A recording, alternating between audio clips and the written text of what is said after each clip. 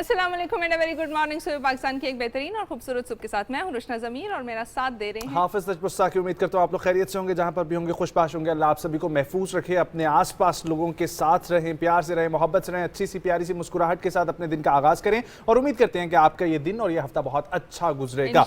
सबसे पहले एक बड़ी खबर से आपको आगाह करते चले, जिसके हवाले से आप लोग कल से खबरनामों में सुन रहे हैं, प्रोग्राम्स में भी डिस्कस हो रहा है, लेकिन बहुत खुशआइंद फैसला जिसकी हमने कल ही आप लोगों को बता दिया था। वज़ीर आज़म पाकिस्तान, निगरान वज़ीर आज़म अनवारुल हक काकड़ की ज़ेरे निगरानी एपेक्स कमेटी का इजलास हुआ, जिसमें दो टोक फैसला किया गया। और फैसला क्या किया गया कि जिस तरीके से हमने कल आपको बताया था कि अफगान गैर मुल्की जो बाशिंदे यहाँ पर रह रहे हैं और ऐसे शख्स गैर कानूनी तौर पर मुकीम हैं, उनको गैर मुल्की शहरियों को 1 नवंबर तक पाकिस्तान छोड़ने की डेडलाइन दे दी गई है और पाक अफगान सरहद पर नकलो हरकत 10 अक्टूबर से कंप्यूटराइज शनाख्ती कार्ड पर होगी, जबकि उसके बाद 1 नवंबर से सिर्फ और सिर्फ पासपोर्ट पर वीज़ा जारी होगा। और गैर मुल्की यहाँ पर जो गैर कानूनी मुकीम अफराद के कारोबार और जायदादें हैं वो जब्त कर ली जाएंगी। और ये मुत्तफ़िक़ा तौर पर फैसला लिया गया चीफ ऑफ आर्मी स्टाफ और वज़ीर आज़म पाकिस्तान अनवारुल हक काकड़ की जो निगरानी में ये एपेक्स कमेटी हो रही थी, उसमें ये फैसला लिया गया। और ये बहुत ज़रूरी है कि जब यहाँ पर देखा जा रहा है कि पिछले कुछ अरसे से यहाँ पर जो भी सिलसिला चल रहा था दहशतगर्दी का, और उसमें जितने भी खुदकुश धमाके हुए, उसमें कहा जा रहा है कि 10 से ज़ायद अफराद अफगानी शहरी अफगानी बाशिंदे थे, मुलविस पाए गए थे। बेहतरीन फैसला है, क्योंकि ऑफकोर्स पाकिस्तान भी इस वक्त बहुत ज़्यादा बर्डनाइज हो रहा है, अपनी पॉपुलेशन भी काफ़ी बढ़ रही है और बाकी मसाइल का सामना भी करना पड़ रहा है। तो ऐसे में ये फैसला लेना एक बेहतरीन इकदाम था और इसके लिए हमारे पास एक अदर रिपोर्ट भी मौजूद है मोहम्मद नवीद की। आइए उसमें डिटेल्स देखते हैं।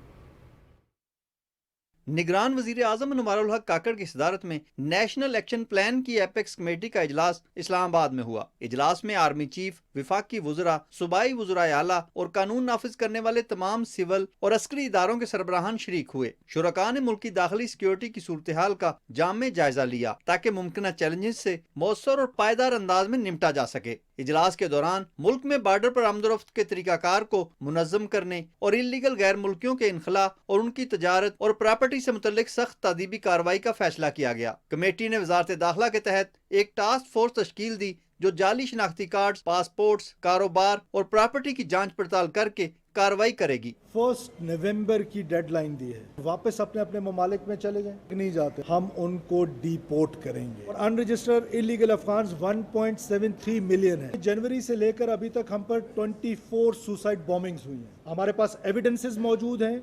14 बॉम्बिंग्स जो हैं वो अफगान नेशनल्स ने किए हैं। हमारा एक ऑपरेशन स्टार्ट होगा और इलीगल प्रॉपर्टीज बनाई है उन्होंने, इलीगल कारोबार बनाए हैं, या वो कारोबार जो इलीगल सिटीजन्स के हैं लेकिन पाकिस्तानी सिटीजन्स उनके साथ क्लब करके कर रहे हैं। हम उन कारोबारों को बहाक के सरकार जब्त करेंगे। वेब पोर्टल बना रहे हैं, उस यूनिवर्सल नंबर पे कोई भी पाकिस्तानी का नाम जो है वो राज में रखा जाएगा और उनके लिए एक रिवॉर्ड मनी भी रखी जाएगी। जितने भी हमारे डिपार्टमेंट्स हैं हम उनको वो इंफॉर्मेशन ट्रेवल कराएंगे ताकि ये एक इफेक्टिव किस्म का मैकेनिज्म बने और इसको हम कर्ब कर सकें। फोरम ने बढ़ती हुई गैर कानूनी सरगर्मियों, मुनशियात स्मगलिंग, जखीरा अंदोजी, अशियाए खोरोनोश, करेंसी की स्मगलिंग, बिजली चोरी से मुतल्लिक कार्रवाइयों को मजीद बढ़ाने और मौसर करने का इरादा किया। फोरम ने इस बात पर भी जोर दिया कि प्रोपेगेंडे और गलत मालूमात की मुहिम जोई करने वालों के खिलाफ साइबर कवानीन के तहत सख्ती से निपटा जाएगा। जी, तो ये सिलसिला है जिस तरीके से हमने कल भी आपको अपडेट किया था। इसके ऊपर बाकायदा तौर पर हमारे साथ गेस्ट मौजूद थे। हमने आपको अपडेट किया था कि क्या मसले मसाइल चल रहे हैं और किस तरीके से यहाँ पर गैर कानूनी तौर पर जो अफराद मुकीम हैं, ये हरगिज़ अफ़गान बाशिंदे जो यहाँ पर कानूनी तौर पर मौजूद हैं या अफ़गान शहरी हमारे भाई बहन मौजूद हैं, उनके खिलाफ क्रैकडाउन नहीं है, लेकिन बहुत सारे ऐसे अनासर हैं जो दहशत गर्दी की कार्रवाइयों में पाए गए हैं अफ़गान बाशिंदे, और वो पाकिस्तान में भी गैर कानूनी तौर पर मुकीम है, तो उनके खिलाफ ये क्रैकडाउन और एक्शन चल रहा है। आगे बढ़ेंगे और जिक्र करेंगे क्रिकेट का, और क्रिकेट वर्ल्ड कप में आपको पता है यस डेफिनेटली, थोड़े नहीं बल्कि मैं कहूंगी बहुत ज्यादा, लेकिन फिर भी खैर है। वार्म अप मैचेस का सिलसिला था और वार्म अप मैचेस में हम लोग एक बरे आजम पूरे से हार चुके हैं, क्योंकि हम लोग पहले न्यूजीलैंड से हारे और फिर ऑस्ट्रेलिया से, सो वो पूरा का पूरा एक बरे आजम हमने साइड पे कर दिया अपने लिए। खैर उम्मीद की जा रही है कि आगे जब ये सिलसिला शुरू होगा तो पहला नीदरलैंड से मैच है और उससे ऑनवर्ड मैचेस का सिलसिला जारी रहेगा, फिर श्रीलंका के साथ, फिर इंडिया के साथ बहुत अच्छी क्रिकेट देखने को मिलेगी। लेकिन कल ऑस्ट्रेलिया के खिलाफ पाकिस्तान दूसरे वार्म अप मैच में हार गया और पाकिस्तानी टीम 352 रन के हदफ के ताक़ुब में पाकिस्तानी टीम ने सिर्फ और सिर्फ 337 रन बनाए। बाबर आजम ने अच्छी कारकर्दगी की, कैप्टन हैं, 90 रन स्कोर किया। इफ्तिखार अहमद ने 83 रन बनाए, जबकि बाबर आजम ने 90 और इफ्तिखार अहमद ने 83 रन बनाए। दोनों की पार्टनरशिप भी काफ़ी अच्छी चली। और इसी तरीके से ये बहुत ज़रूरी है कि हम लोग क्रिकेट को सपोर्ट करें, अपने क्रिकेटर्स को सपोर्ट करें, मैचेस देखा करें। ये हार जीत का सिलसिला चलता रहता है, लेकिन हाँ ऑब्वियसली थोड़ा सा जो है वो फील होता है। वैसे ये भी हो सकता है कि हम एक स्ट्रेटेजी जो है ना वो अपनी ना दिखाना चाह रहे हो। हमने वर्ल्ड कप के लिए अच्छी तैयारी की हो, लेकिन हम बताना ना चाह रहे हो कि हम कितने प्रिपेयर्ड हैं, वो एक ट्रेलर ना देना चाह रहे हो। फिंगर क्रॉस्ड और वो उम्मीद जो है ना हमेशा जगाए रखें अपने अंदर। लेकिन हाँ बैटिंग लाइन हमारी स्ट्रॉन्ग नजर आ रही है, जिस तरीके से हमने ताकुब किया 337 रन, लेकिन कहीं कहीं पर नहीं वाज़ेह तौर पे हमें नजर आया कि हमारी बॉलिंग कमजोर है। अब उसकी वजह क्या है? उसकी वजह या तो ये है कि बैटिंग विकेट पहली दफा भी थी और दूसरे वार्म अप मैच में भी बैटिंग विकेट तो सीधी सीधी हमें नजर आई है।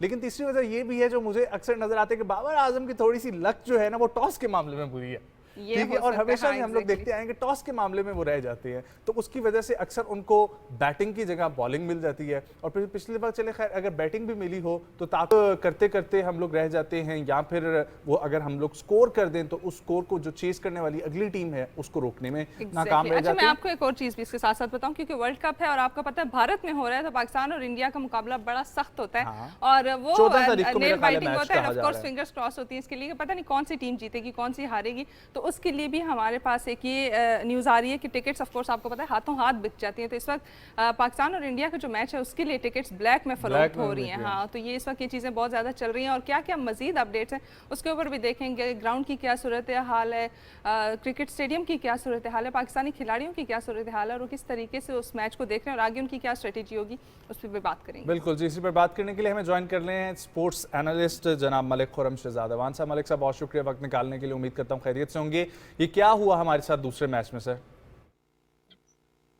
जी फर्स्ट ऑफ ऑल अस्सलाम वालेकुम टू एवरीवन। जी कल पाकिस्तान की अगर देखा जाए तो जो लैप्स की है एज यूजुअल पाकिस्तान की जो बॉलिंग लाइन है उसमें उस तरह से फास्ट बॉलर्स जो है वो परफॉर्म नहीं कर पाए। स्पेशली बड़ी देखें अलार्मिंग कॉल है कि आपके जो हारिस रऊफ जो आपके सेकंड आपके स्क्वाड के अंदर उस तरह से परफॉर्म नहीं किया है, बट एक्सपेंसिव रहे और शाहीन शाह अफरीदी भी उस तरह से फॉर्म में नजर नहीं आया। दूसरे ऑस्ट्रेलियंस को आप देखें तो उन्होंने एक टोटली फेयरलेस क्रिकेट खेली, जो एग्रेसिव क्रिकेट खेलते हैं स्पेशली जिस तरह से वार्नर हैं, फिर उन्होंने मिचेल मार्श वगैरह। और दूसरा इनको देखें थोड़ा सा एडवांटेज भी है कि ये थ्रू आउट ही है, पहले इनकी वनडे सीरीज भी हुई है इंडिया के अगेंस्ट और फिर उसके अलावा ये आईपीएल वगैरह में भी डिफरेंट टीम्स की तरफ से ऑस्ट्रेलियन प्लेयर्स खेलते हैं। और पाकिस्तान की तरफ से अगर देखा जाए तो जब चेस कर रहा था पाकिस्तान तो पाकिस्तान की जो ओपनिंग है उस तरह से फ़खर ज़मान जो है उस तरह से अभी तक फॉर्म में नजर नहीं आया। इवन आप देखें वो रन बॉल भी नहीं गए उन्होंने, उनका स्ट्राइक रेट भी अंडर 100 रहा, 91 का स्ट्राइक रेट रहा। उन्होंने 24 बॉलों पे अपना 22 रन स्कोर किया, हालांकि उनको एग्रेसिव खेलनी चाहिए थी जिस तरह से इज नोन फॉर फ़खर ज़मान। और नीचे आप देखें मिडिल ऑर्डर में जो है आपके वन एंड ओनली आपको पता है कि वर्ल्ड बेस्ट बैट्समैन जो है बाबर आजम एज यूजुअल उन्होंने स्कोर किया और 90 पे। और देखें उन्होंने एक अच्छा साइन भी दिया, रिटायर हार्ड होकर गया। और पाकिस्तान की अगर बॉलिंग लाइन के अंदर देखा जाए तो एक अच्छा आपको प्रोस्पेक्ट नजर आया है इसके अंदर उसामा मीर। और comparatively vice captain Shadab Khan को देखें तो उस तरह से उनकी बॉल जो है ना स्पिन हो रही थी ना वो स्ट्राइक को सही यूटिलाइज कर पा रहे। हालांकि देखें वहाँ पे और भी काफी स्पिनर्स हैं, हालांकि स्पिनर्स का जो है क्रूशल रोल होगा इस टूर्नामेंट के अंदर। और अपकमिंग मैचेस में जो है अगर उसामा मीर को ही आप कंटिन्यू करें तो ये बहुत ज़्यादा बेहतर रहेगा पाकिस्तान टीम के लिए।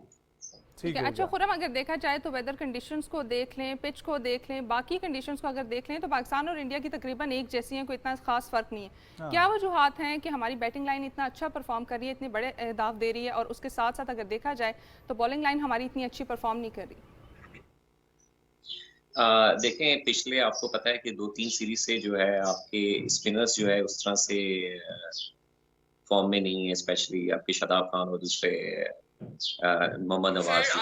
और आपने उसामा मीर को कैरी तो किया था पर आपने उनको उस तरह से चांस नहीं दिया जिस तरह से उनको खेलना चाहिए था। देखें जब स्क्वाड की अनाउंसमेंट हुआ था तो उस वक्त काफी क्वेश्चन मार्क होते स्पेशली स्पिनर्स की परफॉर्मेंस के हवाले से।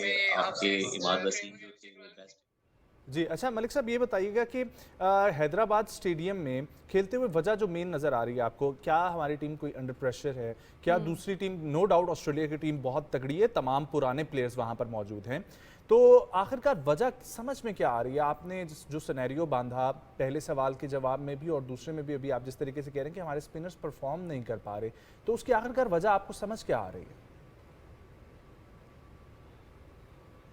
بات ہے ورلڈ کپ ہے، دوسرا یہ کہ پاکستان کی ٹیم اس پر ورلڈ نمبر 2 ہے. جس طرح سے پاکستان کا اس فاسٹ بالنگ کا وہ تھا، ردم تھا، اسپیشلی نسیم شاہ کے جانے کے بعد وہ ٹوٹ گیا، وہ ڈسکنٹینیو ہوا ہے. اور دیکھو اس کو فل کرنے کے لیے آپ کے آئے حسن علی بھی اس طرح سے انہوں نے ابھی تک کوئی 2 وارم اپ میچز میں پرفارم نہیں کیا جس طرح سے ایکسپیکٹ کیا جا رہا تھا. لیکن حسن علی کو آپ کو پتا ہے کہ چیمپئن ٹرافی کا مین انہوں نے رول پلے کیا تھا. پاکستان نے جب ون کی تھی، مین آف دی ٹورنامنٹ ہوئے تھے، پاکستان کی ٹیم ابھی بھی وہی توقع کر رہی ہے کہ اس طرح سے پرفارم کرے. دوسرے دیکھیں شاہین شاہ افریدی جو ہیں، شاہین شاہ افریدی آپ کو پتا ہے کہ پیچھے تھوڑے انجریز کا شکار بھی رہے تھے، پھر انہوں نے کم بیک کیا. ایشیا کپ میں انہوں نے ایک آدھ میچ میں ضرور اچھا پرفارم کیا، بہرحال یہ ہے کہ اس طرح سے وہ بھی ردم میں نہیں ہے. حارث رؤف کے حوالے سے بہت زیادہ نظریں تھی. حارث رؤف جو ہے کل آپ کو پتا ہے کافی ایکسپینسو ہے، 97 رنز دیے انہوں نے. اور پاکستان کی جو ہے الارمنگ یہ کال ہے کہ فاسٹ بالرز کو اپنے اس میں پیس میں آنا پڑے گا، ایک اچھا جیل ہونا پڑے گا. اب پاکستان کی بیٹنگ جو ہے ٹاپ آرڈر بھی پرفارم نہیں کر رہے، اسپیشلی اوپنرز اوپنرز بھی لیگ کر رہے ہیں. مڈل آرڈر کے اوپر سارا پریشر آ رہا ہے. حالانکہ مڈل آرڈر نو ڈاؤٹ کہ پاکستان اچھا کھیل رہا ہے، کلک کر رہا ہے، پر یہ کہ اوپنرز کو اوپر سے اگریسو کرکٹ کھیل کے اچھے رنز کر کے ایک بڑا ٹوٹل دینا چاہیے، اور نیچے جو ہے آپ کے فاسٹ بالرز جو ہیں ان کو اپنا رول پلے کرنا چاہیے. ٹھیک ہے. اچھا خرم، مکی آرتھر نے ٹیم ڈائریکٹر کے طور پر جوائن کر لی ہے، یہ بتائیے گا کہ یہ کتنا اب پازیٹیو سائن ہے اور کس طریقے سے ٹیم کی کارکردگی پر یہ چیز افیکٹو ہو جائے گی؟ دیکھیں ظاہر سی بات ہے، ایک جب آپ ٹیم کے ساتھ فزیکلی موجود ہوتے ہیں، ڈریسنگ روم شیئر کر رہے ہوتے ہیں، آن گراؤنڈ ہوتے ہیں، تو آپ نیٹس پہ ہوتے ہیں، آپ ان کو موٹیویٹ بھی کرتے ہیں، ڈفرینٹ ٹیکنیکس کے حوالے سے بتاتے ہیں. دیکھیں آپ جب زوم میٹنگز یا لیپ ٹاپ کے ذریعے آن لائن کر رہے ہوتے ہیں تو اس طرح سے آپ تو ان کو نہیں آپ گائیڈ لائن دے سکتے ہیں. دیکھیں ان کا آنے سے خوشائن بات ہے. اور دوسرا یہ کہ آپ کو پتہ ہے انڈر اس کوچنگ جو ہے پہلے بھی پاکستان کی ٹیم نے سکسیس حاصل کی ہے. پاکستان کی ٹیم ٹیسٹ چیمپئن شپ میں بھی نمبر 1 رہی تھی اور پلس چیمپئن ٹرافی بھی جیتی تھی، اور انشاءاللہ ابھی بھی ایکسپیکٹڈ ہے. دیکھیں پاکستان کی ٹیم کا ٹوٹلی انپریڈکٹیبل ہے. جب پاکستان کی ٹیم کا ایک ردم بن جاتا ہے اسپیشلی بڑے ٹورنامنٹس کے حوالے سے، ٹھیک ہے، اپ کمنگ آپ کا میچ ہے نیدرلینڈ سے، آپ نے نیدرلینڈ ہے، پھر اس کے بعد آپ کا سری لنکا، پھر آپ کا ہائی وولٹیج میچ ہے جس کی پوری دنیا کی نظریں ہیں انڈیا کے اوپر. اور آپ اگر لاسٹ 3 ورلڈ کپ بھی دیکھیں تو جو ہوسٹ نیشن تھے انہوں نے اس کو ون کیا ہے. جیسے لاسٹ آپ کا انگلینڈ نے ون کیا، اس سے پہلے Australia New Zealand combine host تھے، آسٹریلیا نے ون کیا، پھر اس سے بیفور جو ہے 2011 کا جو ورلڈ کپ تھا وہ انڈیا نے ون کیا. دیکھیں انڈیا بھی ایشیا کپ جیت کے گیا ہے، پھر ہوم کراؤڈ بھی ہے، ان کو ایڈوانٹیج تو ہے اس چیز کا. ٹھیک، بہت بہت شکریہ مزاد اوان صاحب ہمارے ساتھ وقت دینے کے لیے. اور کرکٹ اچھی ہو ایز فار ایز ہار جیت رہتی ہے، لیکن ایک گیم ہونی چاہیے اور وہ گیم کی اسپرٹ دونوں ٹیمز کے اندر نظر آئے تو جو بھی جیتے جو بھی ہارے اس سے یقینی طور پر ایک فرق تو بڑا پڑتا ہے، لیکن ایک کرکٹ اچھی دیکھنے کو مل جاتی ہے. بالکل. اور آپ کو پتہ ہے کہ اسپورٹس کی دنیا کی بات ہو رہی ہے تو کیوں نہ اسپورٹس کی ہی دنیا سے ایک اور مزے کی خبر شیئر کی جائے، اور وہ یہ ہے کہ میکسیکو میں ایک عدد میچ کھیلا جا رہا تھا فٹ بال کا. اور آپ کو پتہ ہے کہ فٹ بال کا میچ کھیلا جاتا ہے، بڑا سنسنی خیز مقابلہ ہوتا ہے، اور اس میں ایک بڑا ہی دلچسپ سا واقعہ پیش آیا. وہ یہ تھا کہ ایک کتا کہیں سے دوڑتے دوڑتے آیا اور وہ فٹ بال لے کے بھاگ گیا. تو اس کے لیے وہ بڑی ایک مشکل سی سچویشن کریٹ ہوگی تمام کھلاڑیوں کے لیے بھی، اور انہوں نے بڑی کوشش کی کہ اس سے یہ واپس لے لیا جائے، لیکن وہ کھیلنے کے موڈ میں تھا اور اس نے کہا کہ نہیں جی، نہ تو میں نے آج یہ فٹ بال واپس کرنا ہے اور نہ ہی میں نے آپ کو سکون اور آرام سے کھیلنے دینا ہے. تو اس مقابلہ اس نے بھی بڑا سخت کیا اور تمام کھلاڑیوں کو اپنے پیچھے پیچھے بھگایا، اور سیکیورٹی گارڈز بھی آپ دیکھ سکتے ہیں کہ ساتھ بھاگ رہے ہیں. Okay, wonderful. سو یہ بہت اچھی اور مزے کی خبر تھی، لیکن ایک اپڈیٹ سے آپ کو آگاہ کرتے ہیں پاکستان کے حوالے سے. So PTA Pakistan telecommunication authority نے موبائل سمز کی دوبارہ تصدیق اور پاسپورٹ پر ایک سم جاری کرنے کے حوالے سے جو خبریں چل رہی تھیں اس کی تردید کر دی ہے. پاکستان ٹیلی کمیونیکیشن اتھارٹی نے میڈیا پر موبائل سمز کی دوبارہ سے تصدیق اور پاسپورٹ پر ایک سم جاری کرنے کے حوالے سے جاری خبروں پر وضاحت جاری کرتے ہوئے کہا کہ ایسی خبریں درست نہیں ہیں کیونکہ حکومت کی جانب سے کوئی بھی ایسا فیصلہ نہیں کیا گیا. پی ٹی اے نے واضح کیا کہ پاکستان سمیت بالخصوص خیبر پختونخوا میں بھی پاسپورٹ پر ایک سم جاری کرنے کے حوالے سے کوئی فیصلہ نہیں کیا گیا، اور افغانستان میں رومنگ پر چلنے والی موبائل سمز پہلے ہی بلاک کی جا چکی ہیں. سو پی ٹی اے کے حوالے سے بہت ساری ہم لوگوں کو اسپیکولیشنز پہلے بھی دیکھنے کو ملتی تھیں اور ابھی اس خبر کے حوالے سے بھی تھی جس کا ڈینائل خود پی ٹی اے کی طرف سے آ چکا ہے. ونڈرفل. اور ایسی ہونا چاہیے. بہت سارے لوگ جو اپنے نام پہ سمز بہت زیادہ رکھتے ہیں ان کو بھی کوشش کریں ایک آدھی سم اپنے نام پہ رکھیں کیونکہ ان کی مینٹیننس بھی بہت زیادہ مشکل ہو جاتی ہے اور ان کا سنبھالنا بھی بہت مشکل ہو جاتا ہے. تو ایک آدھ سم اگر اپنے پاس رکھیں تو یہ زیادہ بہتر عمل ہوگا. Okay, so again one of the great news, اور یہ سلسلہ بہت ہی خوش آئند ہے. Chief justice of Pakistan justice قاضی فائز عیسیٰ کی جانب سے جو ان کیمرہ ہیئرنگ کا سلسلہ شروع ہوا, پاکستان ٹیلی ویژن براہ راست اس کو نشر کرتا ہے. آپ لوگوں نے کل بھی دیکھا اور اس سے پہلے بھی دیکھا, اور پھر اب یہ 9 اکتوبر کو دوبارہ سے کورٹ کا سلسلہ شروع ہوگا. سو justice Qazi Faez Isa chief justice of Pakistan کی سربراہی میں فل کورٹ بینچ نے practice and procedure act case کی سماعت کی ہے اور سپریم کورٹ میں practice and procedure act case کی سماعت براہ راست نشر کی گئی ہے, جس پر چیف جسٹس نے پریکٹس اینڈ پروسیجر ایکٹ کی سماعت 9 اکتوبر تک اب آگے ملتوی کر دی ہے. اور چیف جسٹس نے مزید یہ کہا ہے کہ پیر کے روز یعنی کہ 9 اکتوبر کو ہم لوگ ڈیٹیل اس کو سماعت کریں گے, چاہے رات 12 بج جائیں, لیکن ہم لوگ تمام لوگوں کو سنیں گے. پاکستان مسلم لیگ نواز, پی پی پی اور کاف لیگ, ان کے بھی تمام وکلاء کو بلا لیا گیا ہے کہ آپ لوگوں کے دلائل بھی سننے کے لیے ہم لوگ تیار ہیں. ہم لوگ اس پہ بات کریں گے کتنا خوش آئند یہ سلسلہ ہے ان کیمرہ ہیئرنگ کا, اور پریکٹس اینڈ پروسیجر ایکٹ پہ آگے کیا ہونے جا رہا ہے, اور کچھ لیگل اسپیکٹس ہم لوگ ڈسکس کریں گے. ہمارے ساتھ جوائن کر رہے ہیں لیگل ایکسپرٹ جناب حافظ احسان احمد کھوکر صاحب. السلام علیکم. بہت شکریہ احسان صاحب, امید کرتا ہوں آپ خیریت سے ہوں گے. سر یہ بتائیے گا, یہ 9 اکتوبر کو ملتوی کر دیا گیا, کل کے کیس کی ہیئرنگ کے اوپر کچھ نظر ڈالیں اور پھر ہم لوگ آگے بڑھتے ہیں. بسم اللہ الرحمن الرحیم. حافظ صاحب آپ کا بہت شکریہ کہ آپ نے موقع دیا. پاکستان کی لیگل, کانسٹیٹیوشنل اور ہماری کورٹ ہسٹری کے اندر یہ 2 ہیئرنگز بڑی امپورٹنٹ ہیں کہ جس کے اندر پہلی دفعہ پاکستان کی سپریم کورٹ کے اندر لائیو جو ہے پروسیڈنگز پاکستان ٹیلی ویژن نے دکھائی, اور اس کو پھر پاکستان کے جو دوسرے میڈیا چینلز ہیں انہوں نے بھی آن ایئر کیا, اور اس کے اندر جو پبلک کا رسپانس تھا اس کی ویورشپ کا وہ بڑا زبردست اور آؤٹ سٹینڈنگ رہا ہے. اور وہ یہ جاننا چاہتے تھے اور جاننا چاہتے ہیں کہ پاکستان کی سپریم کورٹ کس طرح پرفارم کرتی ہے, اور وہ جو لائرز اور ججز کے درمیان ایک انٹریکشن ہوتا ہے وہ کس لیول کی ڈسکشن ہوتی ہے, اور اس سے پروسیڈنگ جو ہے وہ کس سمت کی طرف جا رہی ہوتی ہے. اور یہ پہلے ساری چیزیں جو تھیں وہ آپ صرف ٹکس کی صورت کے اندر یا میڈیا رپورٹنگ کی صورت کے اندر آتا تھا, اور آپ دیکھتے تھے کہ شام کو یا اگلے دن بعض دفعہ کلیریفیکیشنز بھی آتی تھی کہ ججز نے اس چیز کو اس طرح آبزرو نہیں کیا. تو اس سے ہوا یہ ہے کہ یہ پاکستان کی ہسٹری کے اندر ایک نیا ٹیکنالوجی کا سٹیپس ہے جو دنیا کے بہت سارے ممالک میں آلریڈی چل رہا ہے, جس میں ہمارا یونائٹڈ کنگڈم بھی ہے, انڈیا کے اندر ہے, یونائٹڈ اسٹیٹس کے اندر ہے, نیوزی لینڈ کے اندر ہے. یہ بہت سارے ممالک ایسے ہیں کہ جس کے اندر یہ چل رہا ہے. اس سے ایک اس کے ساتھ ساتھ جو فائدہ امپورٹنٹ ہے, جہاں پہ لوگوں کے اندر ایک اویئرنیس یا لیگل ایجوکیشن آتی ہے, اس سے پروسیڈنگز کی ٹرانسپیرنسی اور کریڈیبلٹی جو ہے وہ بھی ایفیکٹیولی سامنے آتی ہے. کہ چونکہ کورٹ کا مقصد ہوتا یہ ہے کہ اوپن کورٹ, اور اوپن کورٹ یہ ہے کہ جو بھی شخص اس کورٹ کے اندر بیٹھا ہے یا اس کے بعد اس ٹیکنالوجی کے ذریعے جو اس پروسیڈنگز کو دیکھ رہا ہوتا ہے اسے سمجھ آتی ہے کہ ہمارے ججز یا ہماری کورٹ کی پروسیڈنگ کس طرف جا رہی ہے اور اس کا لیگل آؤٹ کم کس طرح نکل سکتا ہے. ایک تو اس کا یہ ایسپیکٹ ہے. دوسرا اس کا ایسپیکٹ جو ہے وہ بڑا انٹرسٹنگ ہے, وہ یہ ہے کہ چونکہ ہمارا جو سسٹم ہے اس کے اندر ایک ایڈورسیل سسٹم ہے جس کے اندر ججز کوسچنز بھی کرتے ہیں اور اس کے بعد لائرز جو ہیں اس کا جواب دیتے ہیں.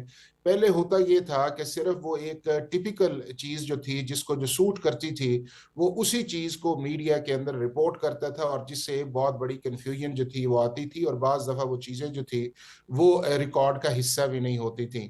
اب اس سارے سٹیپ کو پاکستان کے لوگوں نے, پاکستان کے جسٹس سیکٹر کے لوگوں نے, اور اس کے بعد پاکستان کے لائرز نے, اور ایون جو انٹرنیشنل کمیونٹی کے لوگ ہیں جو ہمیں واچ کر رہے ہیں, انہوں نے بھی اس چیز کو بڑا زبردست اپریشیٹ کیا ہے.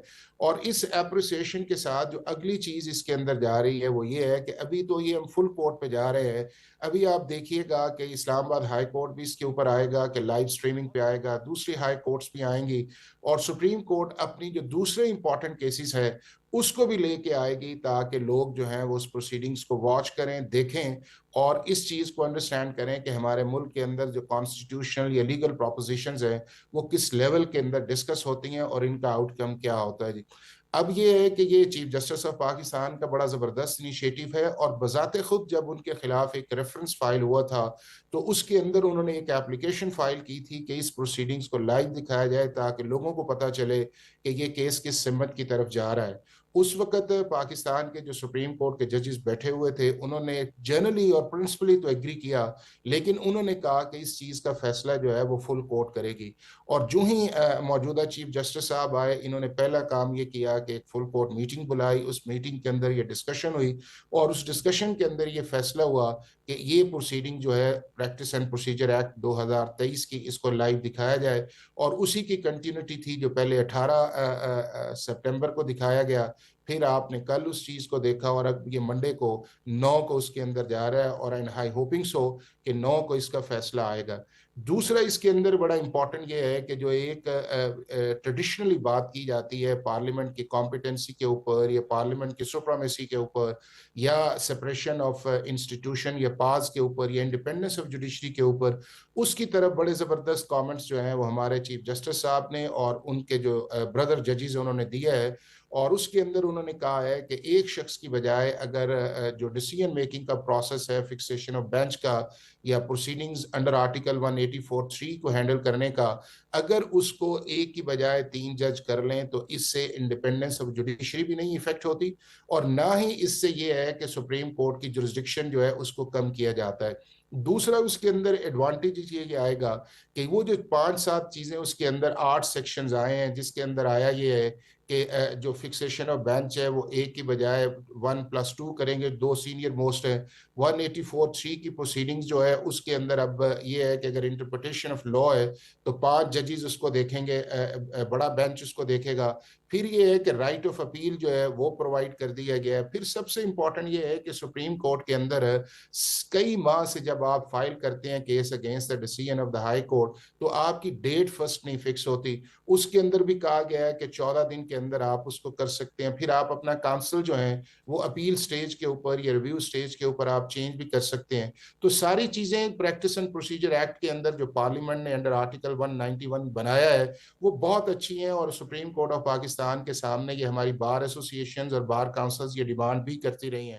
اب چونکہ فیصلہ بالکل، بہت بہت شکریہ حافظ احسان احمد کھوکر صاحب ہمارے ساتھ تھے، اور practice and procedure act supreme court full court hearing جو چل رہی ہے اس کے اوپر گفتگو کر رہے تھے۔ یہ سلسلہ جاری رہے گا، 9 اکتوبر کو دوبارہ سے ہیئرنگ ہوگی اور پھر ہم لوگ دوبارہ سے اس کو دیکھیں گے، آگے بڑھیں گے، اور جنوبی وزیرستان سے ایک انوکھی خبر آپ لوگوں کے ساتھ شیئر کرتے ہیں، اور پاکستان کتنا مالا مال ہے مختلف لحاظ سے، اور وہاں پر کتنی سپیشیز موجود ہیں یہ ہم آپ کو بتاتے ہیں۔ ابھی یہ ڈسکور ہوتی جا رہی ہیں، اور آپ کو پتہ ہے کہ پاکستان میں اتنی چیزیں موجود ہیں کہ اگر ڈسکور کرنے نکلیں تو میرے خیال سے پاکستان پراپرلی رچ پایا جاتا ہے ہر لحاظ سے، اگر کلچر کے لحاظ سے دیکھیں، اسپیشیز کے لحاظ سے دیکھیں، باقی کسی بھی چیز کے لحاظ سے دیکھیں تو پاکستان جو ہے وہ بہت زیادہ جنوبی وزیرستان کا ایک علاقہ ہے کوٹکئی، جہاں پر ایک عجیب و غریب قسم کا سانپ ملا ہے، اور جس سے متعلق ماہرین کا خیال ہے کہ اس طرح کا سانپ پہلے پاکستان میں نہیں دیکھا گیا، اور اس کے حوالے سے کہا جا رہا ہے کہ متعلق آگاہی جو دی جا رہی ہے وہ مشن اور پاکستانی سانپ نامی سوشل میڈیا پیج پر اس منفرد سانپ کی تصاویر شیئر کر کے اس کی پہچان پوچھی گئی ہے۔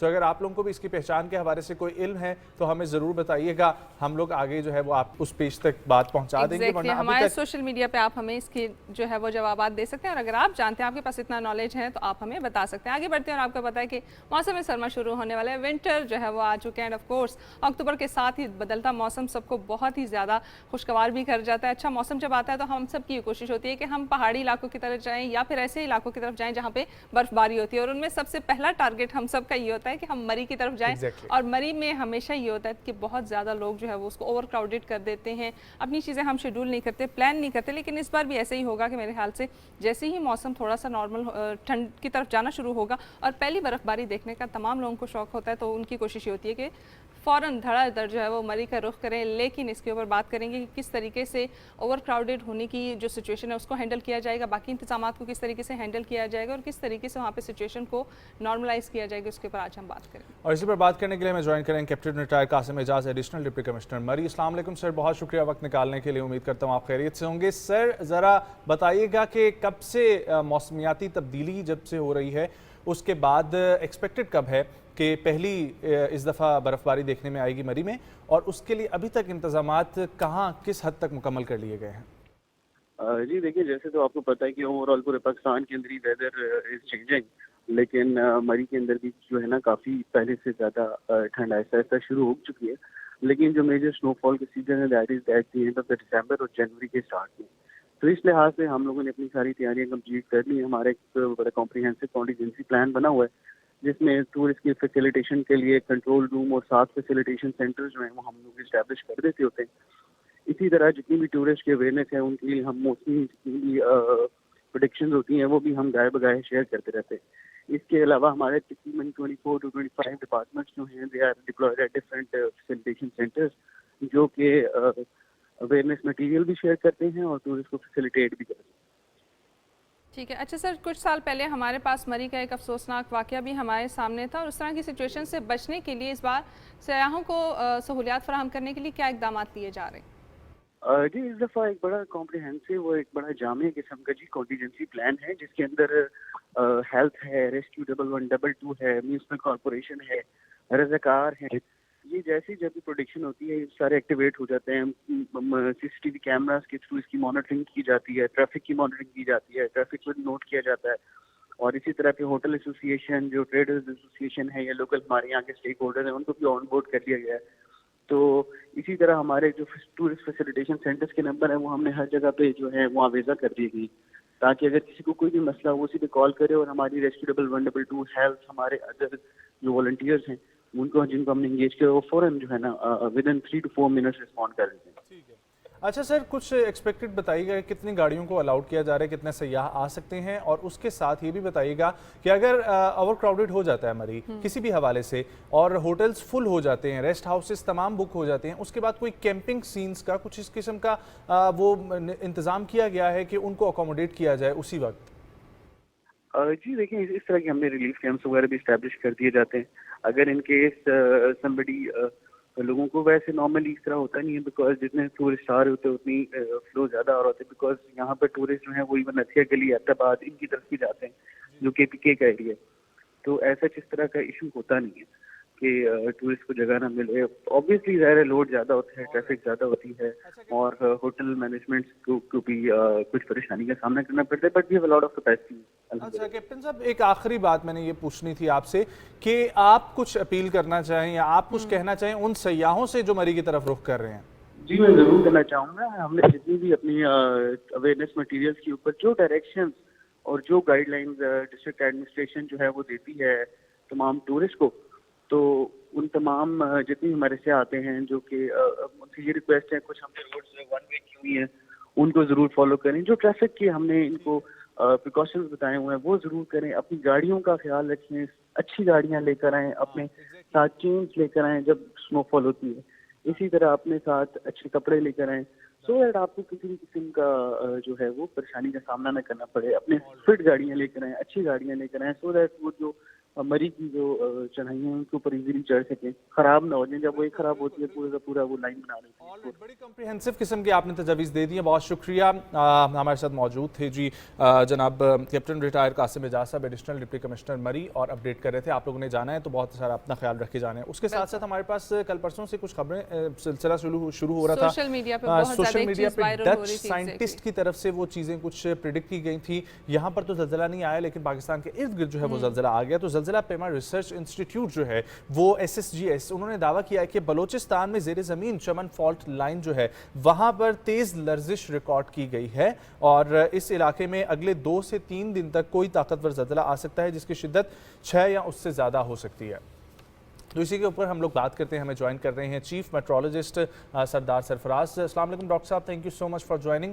امید کرتا ہوں آپ خیریت سے ہوں گے. ڈاکٹر صاحب یہ بتائیے گا کہ یہ پریڈکشن جو تھی یہ کیا درست تھی کہ پاکستان میں اگلے 48 گھنٹوں میں زلزلہ آئے گا، جو تقریباً اب سے 50-52 گھنٹے پہلے کی گئی تھی اور یا 48 گھنٹے پہلے کی گئی تھی؟ تو وہ زلزلہ پاکستان میں کہاں پر ریکارڈ کیا گیا جو ابھی تک خبریں آ رہی ہیں یہ زلزلہ پیما کے مطابق بلوچستان کے علاقے میں؟ تو سر کچھ اپڈیٹ کیجیے گا. جی بہت شکریہ. جی دیکھیے زلزلہ ایسا فینامنا ہے کہ جس کی آپ بہت پریسائزلی پہلے پریڈکشن نہیں کر سکتے. جیسے کہ ان سے ڈچ سائنٹسٹ سے منسوب کیا گیا کہ اس نے 48 گھنٹے کا پہلے کا کہہ دیا کہ 48 گھنٹے بعد ہو جائے گا. تو لکیلی 48 گھنٹے کی اب تو میرا خیال ہے 72 گھنٹے ہو گئے ہیں اس بات کو کہ یا وہ خبر پھیلنے کے بعد. تو اللہ کا شکر ہے ابھی تک تو کوئی نہیں آیا. تو اس لیے یہ ایسا فنامنا ہے بیسیکلی کہ جس کی آپ پہلے سے پریڈکشن نہیں کر سکتے کہ زلزلہ کب, کس وقت اور کس جگہ پر اور کتنی شدت کا آئے گا. یہ 3 چیزیں نہیں بتا سکتے آپ کے مطلب پریسائسلی. ہاں یہ ضرور ہے کہ فالٹ لائن ایک طرح سے پہلے سے ڈیفائنڈ ہیں, وہ طے ہیں. پچھلے جو زلزلے آتے رہے ہیں, جتنا بھی آپ کے پاس 200 سال کا 400 سال کا یا 1000 سال کا بعض ایریاز ڈیٹا ہے, تو اس لحاظ سے آپ کہہ سکتے ہیں کہ یہ ایریا ولنریبل ہے, یہ ایریا پرون ہے, یہ یہاں کی فالٹ لائن ایکٹیو ہے. اور عموماً یہ ہوتا ہے, ریسرچ یہ بتاتی ہے کہ جب 80 سے 100 سال کا پیریڈ گزر جاتا ہے ایک میجر ارتھ کوئک کو آئے ہوئے, تو وہ ایک طرح سے اس کے بعد اس جگہ میں انرجی خاصی چونکہ ایکومولیٹ ہوئی ہوتی ہے پلیٹوں کی موومنٹس کی وجہ سے اور جو فالٹ لائنز ہیں اس کی وجہ سے, تو وہ ایک طرح سے خطرہ یا خدشہ جیسے کہیں نا پہلے کے مقابلے میں بڑھ جاتا ہے, یعنی دوبارہ سے اس ایونٹ کی ریکرنس ڈیو ہو جاتی ہے. لیکن کب ہوگا یہ نہیں کہہ سکتے. ہو سکتا ہے آپ کی اور میری بات ہو رہی ہے تو اگلے ہی لمحے کسی جگہ آ جائے, ہو سکتا ہے 5 سال بعد بھی نہ آئے, ہو سکتا ہے 10 سال بعد بھی نہ آئے. اس کے بارے میں کوئی پریسائسلی ایسی کوئی ٹیکنالوجی ایجاد نہیں ہوئی کہ جو یہ بتا سکے ابھی. اچھا سرفراز صاحب, اکثر دیکھنے کو ملتا ہے کہ اس ونٹرز میں چھوٹے شاکس آتے ہیں پاکستان کے چند علاقوں میں, اسپیشلی اگر بولا جائے تو پہاڑی علاقوں میں. کیا لوگوں کو پریشان ہونے کی ضرورت ہے جب یہ سوشل میڈیا پہ اتنی خبریں وائرل ہوتی جا رہی ہیں یا اتنا ہنگامہ مچ چکا ہے؟ نہیں جی بالکل, پہلی چیز تو یہی ہے کہ لوگوں کو پریشان ہونے کی ضرورت نہیں. یعنی دیکھیں نا آپ کے جو دوسرے فنامنا ہے, جیسے ہم بارش کی اطلاع دے دیتے ہیں, سائیکلون کی اطلاع دے دیتے ہیں, اور وہ فورکاسٹ ان کی پاسبل ہے فورکاسٹ پہلے کرنا کہ 2 دن بعد, 4 دن بعد, 1 ہفتے بعد یا اس اگلے پورے سیزن میں یہ چیز ہو سکتی ہے, کیونکہ وہ ایٹماسفیئرک کنڈیشنز اور ڈیٹا آپ کے پاس ہوتا ہے. لیکن ارتھ کوئک ایسی چیز ہے کہ جس میں کوئی پتہ نہیں آپ کو کہ کس وقت آ جائے. اب جیسے کہ انہوں نے یہاں کے ایریے کے لیے ان سے منسوب کیا گیا تھا, ویسے ان کی اس میں ایک طرح سے نا چھوٹا سا ایک فقرہ اس میں لکھا ہوا تھا. میں نے ان کی اسٹیٹمنٹ پھر خود دیکھی, ان کی ویب سائٹ پہ ڈیٹیل دیکھنے کی کوشش کی, تو اس میں کہ جی یہ پریسائسلی ہم نہیں بتا سکتے کہ کب آئے گا, لیکن یہ ایسی جگہ ہے کہ جہاں پر ہو سکتا ہے کہ کبھی بھی آ جائے. اور وہ بلوچستان یونیورسٹی کے ایک پروفیسر صاحب ہیں, ان کا کل میں وائس نوٹ سن رہا تھا, تو انہوں نے بھی ان کی ریسرچ میں بھی یہ ہے کہ اگلے چند سالوں میں, یعنی کوئی 3-4 سال پہلے انہوں نے کہا تھا کہ اگلے 8-10 سالوں میں آ سکتا ہے. تو اس میں پریسائسلی آپ نہیں بتا سکتے کہ 48 گھنٹے بعد یا 24 گھنٹے بعد یا اس طرح سے نا. اور لوگوں کو ظاہر ہے جو فالٹ لائن پہ ہمارا آبادیاں ہیں ان کو خطرہ تو ہے. جیسے آپ کو یاد ہوگا کہ کشمیر میں بڑا ارتھ کوئک آیا 2005 میں, پھر ادھر بلوچستان میں 2013 میں بڑا ارتھ کوئک آیا تھا, 2009 میں آیا تھا. اس سے اور پیچھے جائیں تو کوئٹہ میں 1935 میں ایک ایسا شدت کا آیا تھا کہ پورا شہر ہی تباہ ہو گیا تھا. یہاں اسی چمن فالٹ لائن پہ 1895 میں وہ کہتے ہیں کہ بہت شدت کا زلزلہ آیا تھا 6.7 میگنیچیوڈ کا. تو اب اس کو 100 سے اوپر ایئرز ہو چکے ہیں, تو اس کا مطلب ہے کہ کسی بھی وقت وہ دوبارہ سے اس طرح کا ایونٹ آ سکتا ہے, لیکن پریسائسلی نہیں بتا سکتے کہ کب آئے گا. اچھا, اور سر یہ آپ بالکل اس بات سے وہ کر رہے ہیں ایگری کہ یہ جس قسم کی بھی ہمیں خبریں دیکھنے کو ملتی ہیں وہ بالکل جھوٹی ہوتی ہیں. اس قسم سے کسی بھی طریقے سے کوئی ایسا نہیں ہے کہ ہم لوگ یہ بتا سکیں کہ 48 گھنٹے بعد فکس اسی جگہ پہ زلزلہ آئے گا. لوگوں کو بالکل پینک کرنے کی ضرورت نہیں ہے. لیکن سر اس کے ساتھ ساتھ ہم لوگ دیکھتے ہیں کہ جو گوگل ہے وہ اپڈیٹ بھی آتی رہتی ہیں, اس کی گوگل کی اپنی اپڈیٹس, تو کیا اس سے بھی کچھ کرنے کی ضرورت ہے, ڈرنے کی ضرورت ہے؟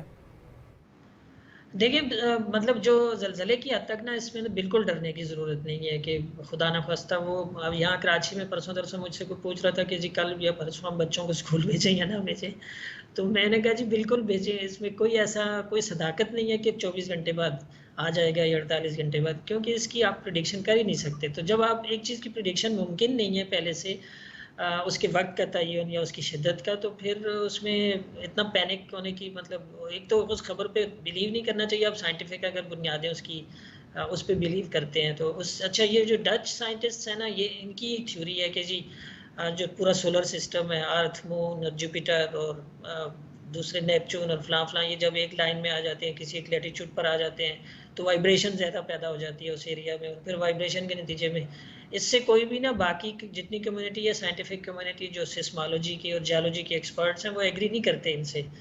ایک طرح سے یہ بالکل لیٹسٹ ان کی کچھ پچھلے چند سالوں سے 2-3 سالوں سے میرے خیال میں اس پہ وہ کام کر رہے ہیں اور تھیوری اپنی بتا رہے ہیں اور کر رہے ہیں. اب ترکی کے زلزلے کے بعد ان کا بہت نام آیا کہ جی اس کی انہوں نے پریڈکشن کر دی تھی، تو میں نے میری معلومات یہ ہے کہ اس کی بھی انہوں نے پہلے نہیں کی تھی، بعد میں جب زلزلہ ہو گیا اس وقت انہوں نے کہا تھا کہ میں نے پہلے کہا تھا کہ یہ ایریا ایکٹیو ہے. تو ایریا تو پری ڈیفائنڈ ہیں، سب جگہوں کے پری ڈیفائنڈ ہیں، پوری دنیا کے جو ٹیکٹونکس پلیٹس ہیں کہ کون کون سی پلیٹس، جیسے ہمارا ایریا جو ہے اس میں 3 پلیٹس ہیں، یوریشین پلیٹ ہے، ایک انڈین پلیٹ ہے اور تیسری عریبین پلیٹ ہے. تو پوری ایک فالٹ لائن چمن سے غزدار کلات سے ہوتی ہوئی کابل تک چلی جاتی ہے، پھر اس کے اوپر جو ہے نا کوئی ہندوکش پورے میں پھیل جاتی ہے اور پھر اوپر بالکل نارتھ میں جا کر وہ ہمالیہ کی طرف ٹرن ہو جاتی ہے. تو ایسے یہ آپ کہہ سکتے ہیں کہ اسے ہم کہیں کہ الٹا یو، اب اگر آپ کہیں الٹا وی، تو اس ٹائپ کی بنتی ہے یہ فالٹ لائن. اسی فالٹ لائن کا جو نارتھ ایسٹرن پارٹ ہے ہمالیہ کی طرف، تو وہاں کل نیپال میں ہو گیا زلزلہ. تو یہ فالٹ لائن میں کبھی بھی ہو سکتا ہے. آل رائٹ سر، بہت شکریہ. ڈاکٹر سرفراز چیف میٹرولوجسٹ ہمارے ساتھ موجود تھے اور زلزلے کے اوپر آگاہ کر رہے تھے. ایک بریک، واپس آئیں گے، کنٹینیو کریں گے پروگرام کو. صبح پاکستان کے ساتھ رہیں.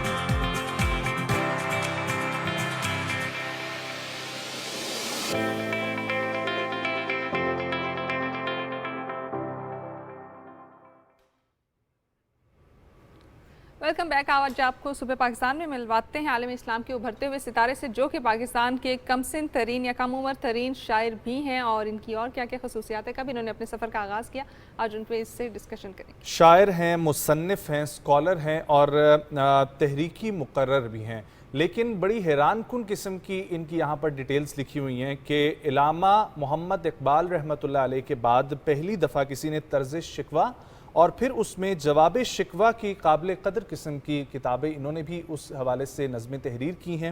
اور محفل آفاق بھی ان کی سب سے کم عمر ترین جو ہے وہ مطلب 14 سال کی عمر میں انہوں نے یہ کتاب لکھی تھی. اور اسی حوالے سے ہم لوگ آپ کو ملواتے ہیں نہایت ہی قابل احترام جناب ارحم شامی سے. السلام علیکم. وعلیکم السلام. کیسے ہیں آپ؟ خیریت سے ہیں؟ بہت شکریہ وقت نکالنے کے لیے.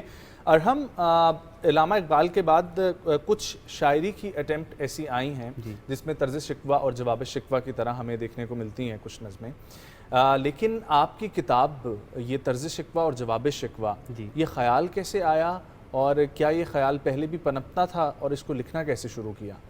دیکھیں، first of all I am very thankful to you for having me here today. Thank you so much for. اور میں اللہ کا بہت مشکور ہوں کہ اس نے مجھے جو ہے نا اشرف المخلوقات میں پیدا کیا اور پھر اپنے نبی آخر الزمان کی امت میں پیدا کیا. بے شک. اور پھر جو ہے نا علامہ اقبال رحمۃ اللہ تعالیٰ علیہ جیسا اسپرچول ٹیچر مجھے عطا فرمایا. دیکھیں، اقبال رحمۃ اللہ تعالیٰ علیہ کی شخصیت ایک اصلاحی شخصیت ہے اور اقبال رحمۃ اللہ تعالیٰ علیہ ایک روح کے شاعر ہیں. اور ایک نظریاتی شاعر تھے، انہوں نے قوم کو ایک نظریہ دیا۔ اقبال رحمۃ اللہ تعالیٰ علیہ کی ٹیچنگز کو میں نے الحمدللہ پڑھا اور ان سے میں نے انسپریشن حاصل کی۔ تو میں نے جو ہے نا 2020 میں ایک نظم لکھی طرز شکوہ، چونکہ ہماری امت کے حالات دن بدن برے ہوتے جا رہے ہیں، ہم لوگ دین و قرآن سے دور ہوتے جا رہے ہیں، تو مجھے اس امر کی ضرورت فیل ہوئی کہ کیوں نہ جو ہے نا میں ایک ایسی نظم لکھوں جس میں امت کے حالات کو، ہماری یوتھ کی پریشانیوں کو، اور جو ہمارے ذہن میں وساوس اور شکایات اللہ کی بارگاہ میں آتی ہیں ان کو پیش کیا جائے۔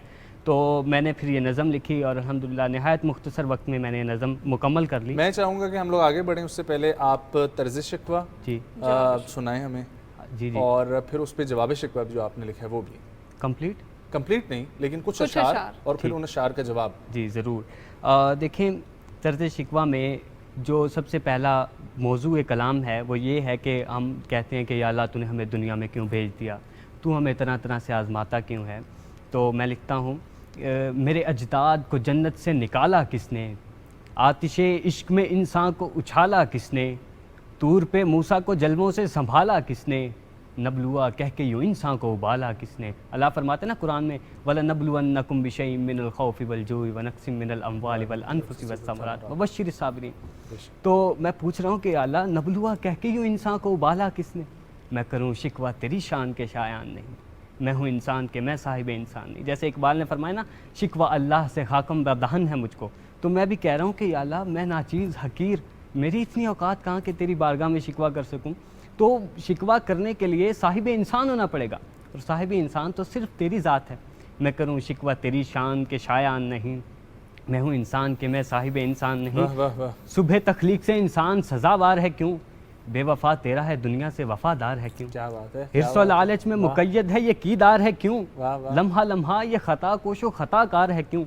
تیرا حامی ہوں ثناگر ہوں میں خوگر مولا، میرے خامی ہوں نواگر ہوں میں خوگر مولا۔ پھر میں نے لکھا کہ دور حاضر کے مسلمان اسیران یہود، غرب کے لبس میں ملبوس فقیران نمود، جسد پہ لاکھ ستم وائے بصیران قوت، کہ حضور نے فرمایا انما المسلمون کالجسد الواحد، کہ مسلمان تو ایک جسم کے مانند ہیں۔ لیکن میں دیکھتا ہوں کہ فلسطین میں ہمارے مسلمانوں پر ظلم ہو رہا ہے، کشمیر میں، جو میں آپ سے پوچھنا چاہتا ہوں کیا اس بڑی ماں کو یہ حق حاصل نہیں کہ وہ اپنے بیٹے کا آخری دیدار کر سکے؟ کیا اس سہاگن کو یہ حق حاصل نہیں کہ وہ اپنی بیٹی سے مل سکے؟ یہ کہانی نہیں، کوئی قصہ نہیں، یہ خسارہ نہیں، استعارہ نہیں، یہ کربلا کا میدان نہیں، یہ مرثیہ امام حسین نہیں، یہ آپ کا میرا جلتا ہوا کشمیر ہے، یہ آپ کا میرا جلتا ہوا کیا بات ہے، بہت خوب۔ اچھا، ویری انٹرسٹنگ۔ سو ارحم، ہم لوگ کچھ ڈسکشن ہیں، کچھ سوالات ہیں وہ آپ سے پوچھتے ہیں، لیکن ہم لوگ بڑھتے ہیں ذرا نیوز بریک کی طرف۔ نیوز بریک سے واپس آئیں گے تو پھر ڈیٹیل سے جو ہے وہ گپ شپ ہوگی۔ کہیں مت جائیں، صبح پاکستان کے ساتھ رہیں۔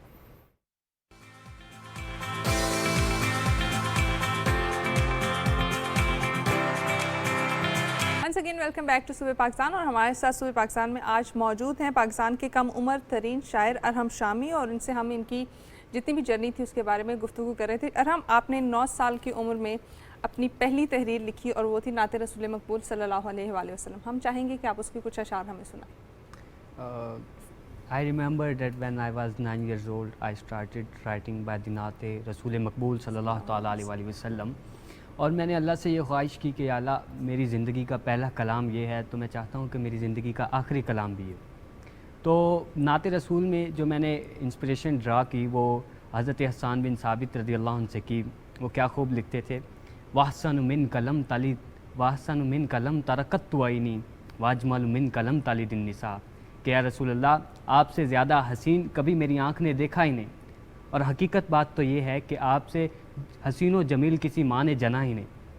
خلقت مبرام من کل عیب کانک قد خلقت کما تشاء، کہ یا رسول اللہ آپ ہر عیب سے مبرہ اور بری پیدا کیے گئے ہیں، گویا کہ آپ ایسے پیدا کیے گئے ہیں جیسے آپ چاہتے تھے۔ تو حضرت حسان بن ثابت میری انسپریشن تھے، جو میں نے 9 برس کی عمر میں جو نعت رسول مقبول لکھی اس کے چند اشعار۔ اے حامی یکجاں بدم نور درخشاں، امداد ہو میری میں ہوں سائل تیرا مہماں، اے نور علا نور اور اے محسن انسان، اے رشک جنا سایہ کنا میرے نگہباں، ہے محفل اشاق میں عاشق تیرا عشقاں، اس غم کی دوا کر دو تمہیں شاہ طبیباں، کیا شورش محشر میں بنے گا میرے آقا، ہر سمت تپش آپ کو ترسے گا ہر واہ واہ انسان، واہ ہر واہ، سمت بہت خوب بہت خوب. اچھا ارحم، ایک آخری سوال میں یہ پوچھنا چاہوں گا کہ بہت زیادہ آپ نے کام کیا، سب کچھ ٹھیک ہے، لیکن آپ کا کیا خیال ہے، کیونکہ آپ نے خود بھی بتایا آپ اس حوالے سے بھی کام کریں، بین المذاہب ہم آہنگی یا اتحاد المسلمین کے اوپر؟ جی تو میں اس بارے میں آپ کو جو ہے نا کچھ اشعار سناؤں گا جو اقبال نے بندے اور اللہ کے شکوے کے بارے میں لکھے، کہ جب بندہ اللہ تعالیٰ کی بارگاہ میں عرض کرتا ہے کہ اللہ تو نے جانا یہ چیزیں بنائی، تو نے وہ چیزیں بنائی، تو اللہ پہلے فرماتا ہے جہاں را زیک آب و گل آفریدم تو ایران و تاتار و زنگ آفریدی، کیا بندے کہ میں نے سارا جہان ایک پانی اور مٹی سے پیدا کیا، لیکن تو نے ایران بنا لیا، تو نے تاتار بنا لیا، تو نے اپنے آپ کو گروہوں اور فرقوں میں بانٹ لیا. منز خاک پولاد ناب آفریدم تو شمشیر و تیر و تفنگ آفریدی، منز خاک پولاد ناب آفریدم کہ میں نے تو مٹی سے خالص لوہا پیدا کیا، لیکن تو نے اس سے تلواریں بنا لی، تو نے اس سے ڈسٹرکٹیو ویپنز بنا لیے اور انسانیت کا آپس میں قتل و قتال شروع کر دیا. وہ اس پر میرا ایک شعر ہے، انسانیت کے نام پہ ہیں وہاں ہے محو رقص، قتل و قتال خود سے ہی انسان کیے ہے آج، میں منتظر ہوں سور سرافیل کا ہی اب، مجھ کو یہ حال عزیز پریشان کیے ہے آج، مجھ کو یہ حال عزیز. بہت بہت شکریہ ارحم شامی فار کمنگ، بہت اچھا لگا آپ سے بات کر کے، ملاقات کر کے. آپ اسی طریقے سے لکھتے جائیں، آپ کے بہت سارے جو ہیں وہ بچے دیکھنے والے آپ کو فالو کر رہے ہیں، اور آئی ایم شیور کہ آپ کے آس پاس سوسائٹی میں بہت سے لوگ آپ کو فالو کر رہے ہوں گے. اسی طریقے سے کام جاری رکھیے گا، پاکستان کو آپ جیسے لوگوں کی بہت زیادہ ضرورت ہے. بہت شکریہ. خواتین و حضرات، یقینی طور پر اپنے بچوں کو یہی سیکھ دینی چاہیے کہ کتنا امپورٹنٹ ہے کہ ہم لوگ ان کو جوڑیں اپنی کلچر کے ساتھ، اپنی اصل کے ساتھ، اپنی بنیادوں کے ساتھ. ان کو مزید پختہ کرنے کے لیے ایسے رول ماڈل ہم بھی آپ کے سامنے لاتے رہیں گے، لیکن آپ لوگوں نے بھی اپنے بچوں پر محنت کریں. اور ان کے جتنے بھی ٹیلنٹس ہیں ان کو اپریشیٹ کریں، کیونکہ ہر بچے کا ٹیلنٹ ڈفرینٹ ہوتا ہے. کوئی آرٹ میں بہت اچھا ہوگا، کوئی شاعری میں بہت اچھا ہوگا، کوئی اسپیچ میں بہت اچھا ہوگا. تو اس کا جو بھی ٹیلنٹ ہے اس کو پالش کرنے میں، اس کو فلرش کرنے میں ان کی ہیلپ کریں. جتنی بھی آپ کی اکیڈمک ایکٹیویٹیز ہیں ان کو بھی ساتھ لے کے چلیں، لیکن ساتھ ساتھ ان چیزوں کو بھی ساتھ لے کے چلیں. آج کے دن کے حوالے سے بات کریں گے. آج کا دن جو ہے وہ بہت اہمیت کا بھی حامل ہے، اور اس کے اوپر ہم متعدد سیگمنٹس بھی کر چکے ہیں. ہمارے ساتھ گیسٹ بھی موجود ہوتے ہیں جو کہ اس کے اوپر بات کرتے ہیں کہ کس طریقے سے جہاں انسان ضروری ہے وہاں پہ ہمارے ساتھ رہنے والے تمام جاندار بھی بہت زیادہ ضروری ہیں. اور اسی حوالے سے آج 4 اکتوبر کو پوری دنیا میں جانوروں کا عالمی دن منایا جا رہا ہے. اس دن کو منانے کا مقصد یہ ہے کہ جانوروں کے جتنے بھی حقوق ہیں اور ان کے تحفظ کو یقینی بنایا جا سکے. ٹھیک ہے، اور اسی کے اوپر بات کرنے کے لیے ہمیں جوائن کر رہی ہیں، جانوروں کے حقوق کے لیے کام کر رہی ہیں یہ محترمہ ہمارے ساتھ موجود ہیں، سعدیہ عزیز صاحبہ. السلام علیکم. Good morning, thank you so much for joining. خیریت سے آپ؟ ہاں جی، اللہ کا شکر ہے. سو میم یو ڈوئنگ ونڈرفل ورک. مجھے یہ بتائیے گا کہ آج کے دن جو ہے اس کی اہمیت کیا ہے اور اس کو سیلیبریٹ کیسے کرنا چاہیے؟ سب سے پہلے تو یہ جاننا ضروری ہے کہ یہ دن کہاں سے منانا شروع ہوا. بیسیکلی جرمن کے تھے ہینڈرک زیمرمین.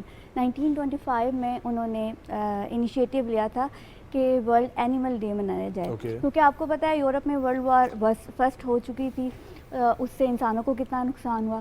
اور جو وائلڈ اینیملس تھے، وہ اینیملز جو آن دا ورج آف ایکسٹنکشن، ان کے لیے انہوں نے یہ دن منانا شروع کیا تھا. اور وہ ایک بائی منتھلی میگزین بھی پبلش کیا کرتے تھے جس کا نام تھا man and the dog. Man and the dog. تو بیسیکلی اس میں وہ یہ بتانا چاہتے تھے کہ جس طرح سے ہیومن بینگ ضروری ہیں، تو اسی طرح ایکو سسٹم کو بیلنس رکھنے کے لیے نہ صرف اسٹرے ڈاگ ضروری ہیں، اسٹرے کیٹس ضروری ہیں، بلکہ جتنے بھی وائلڈ اور جو ایگزاٹک اینیملز ہیں ان کا بھی ہونا کتنا ضروری ہے، جو کہ ایکو سسٹم کو بیلنس رکھتے ہیں. اچھا، آپ والنٹیئر ایکٹیوسٹ ہیں، مجھے یہ بتائیے گا کہ یہ سلسلہ کب شروع کیا آپ نے اسٹرے اینیملز کو بچانے کا اور یہ سب؟ جی، یہ تو دیکھیں شوق کی بات ہوتی ہے، محبت کی بات ہوتی ہے. تو میں یہ کام بچپن سے کرتے آ رہی ہوں، میری چائلڈہڈ سے مجھے بہت شوق تھا. تو میں کسی این جی او سے بھی منسلک نہیں ہوں، میں والنٹیئرلی یہ کرتی ہوں کیونکہ جو پلائٹ آف وائلڈ ڈاگز ہیں، جو اسٹرے ڈاگز ہیں، ان کا بہت برے حالات ہوتے ہیں ہمارے ملک میں. اور تو ان کو ریسکیو کرنا، ان کا علاج کروانا، وہ میں اپنی طرف سے کرتی ہوں بینگ اے رسپانسبل سٹیزن. کیونکہ اگر آپ ان کو کھانا کھلاتے ہیں تو اگر وہ امپورٹنٹ ہیں تو ہیومن بینگز بھی امپورٹنٹ ہیں.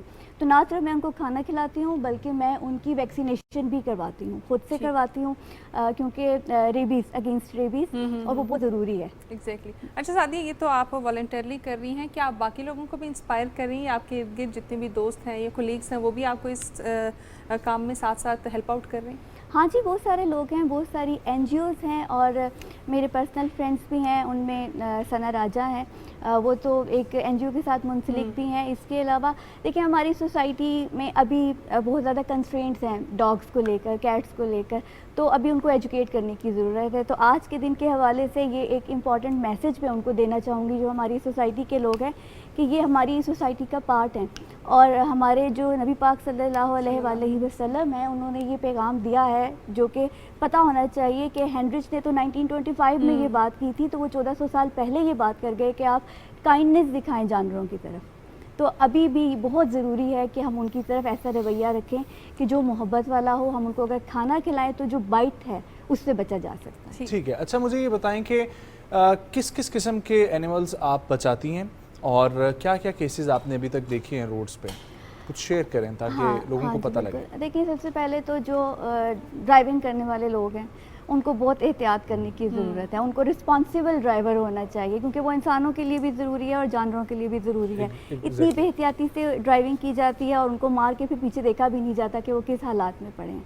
तो मेरा ख्याल है कि इंसान आपको इसीलिए कहा गया है कि आप अशरफुल मखलूक़ात हैं। अल्लाह ताला ने आपको सोचने समझने की सलाहियत इसीलिए दी है, आपके अंदर एक दर्द रखा है, मोहब्बत भरा जज्बा रखा है, आप उतर के देख लें कि आप उनके क्या हालात हैं।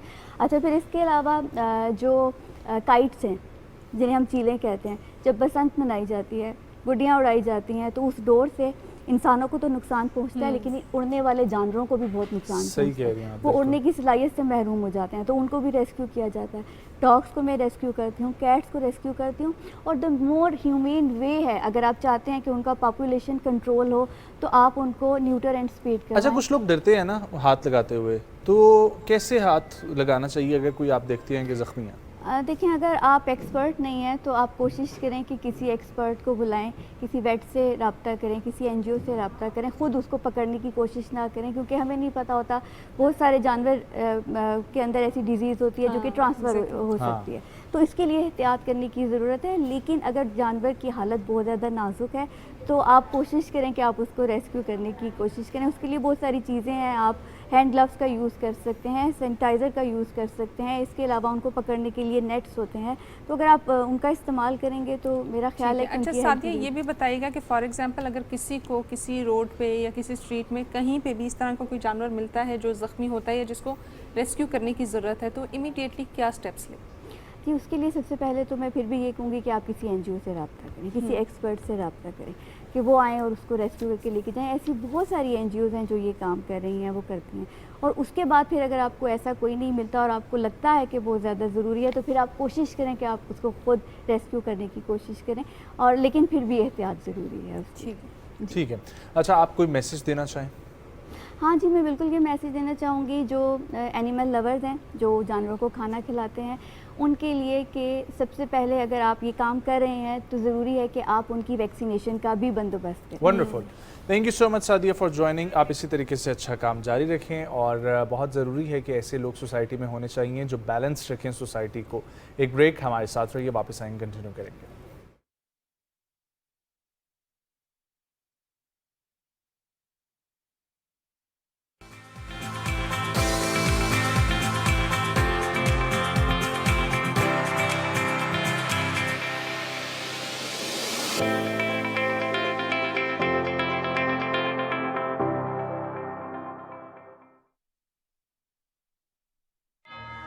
इनकी सारी तवानाई खत्म हो जाएगी और सारा शहर मेरे कर्जे में डूब जाएगा।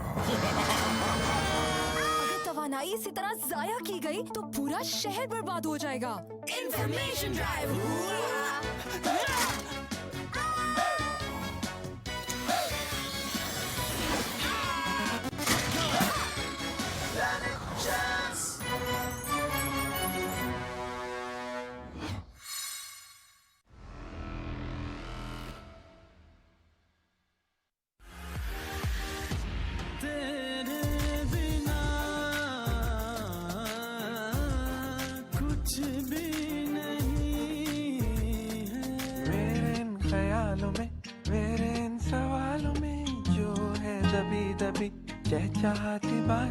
आप सर्च करें, ढूंढें कि आपके अंदर क्या टैलेंट है और आप क्या कर सकते हैं और आप क्या करना चाहते हैं।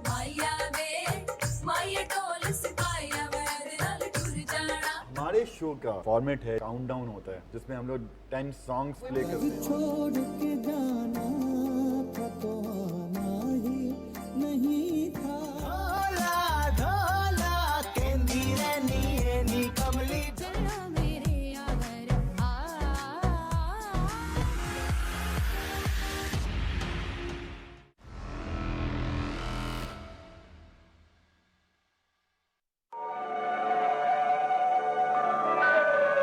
आपकी सुनहरी यादों के खजाने जो पीटीवी ने अमानत की तरह संभाल कर रखे हुए थे आ गए हैं आपके सामने, ताकि इन सब को आप जब चाहें अपने प्यारों के साथ फिर से जी सके।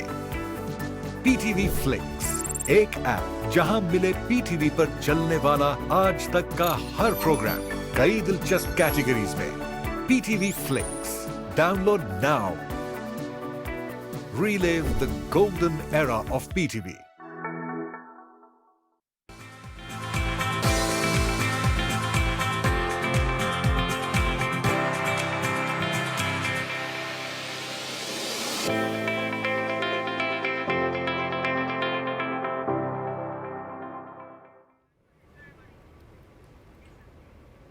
वेलकम बैक टू सुबह पाकिस्तान। ख़वातीन और जिस तरीके से हमें मालूम है कि वन बेल्ट वन रोड या belt and road initiative CPEC Pakistan और चाइना दोनों की शराकत दारी से बहुत ही अहमियत का हामिल एक प्रोजेक्ट है जो गेम चेंजर कहा जाता है, न सिर्फ पाकिस्तान बल्कि पूरे खत्ते के लिए। और इसको देखा देखी बहुत सारे ममालिक हमारे साथ मज़ीद जुड़ने या अपनी तरक्की को मुस्तहकम बनाने के लिए और इस पूरे खत्ते की तरक्की को मुस्तहकम बनाने के लिए पाकिस्तान के साथ मिलना जुलना और चलना चाहते हैं।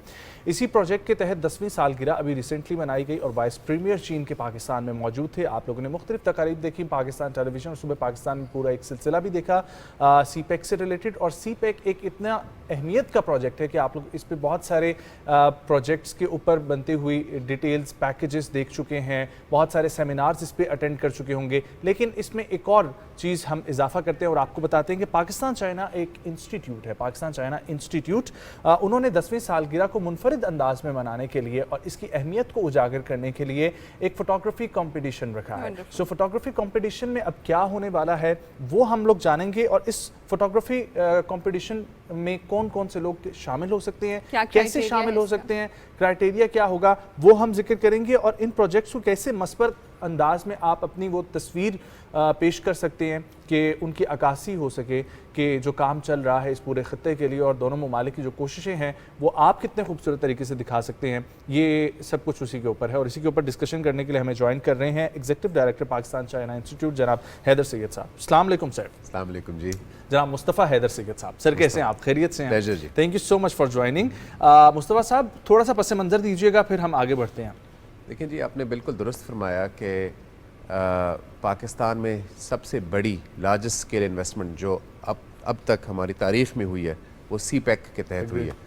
और जो बेल्ट एंड रोड इनिशिएटिव है उसमें 6 कॉरिडोर्स हैं। यस। और सीपैक उसका फ्लैगशिप कॉरिडोर कहा जाता है। और 10 सालाना सालगिरह के बाद जो अगले 10 साल हैं हाँ, वो और अहमियत के बायस है। और इसलिए नायब वज़ीर आज़म चीन के 1.5 महीना पहले इस्लामाबाद तशरीफ़ लाए और उन्होंने साबिक वज़ीर आज़म शहबाज शरीफ के साथ ये लॉन्च किया सेकंड फेज़ ऑफ सीपैक।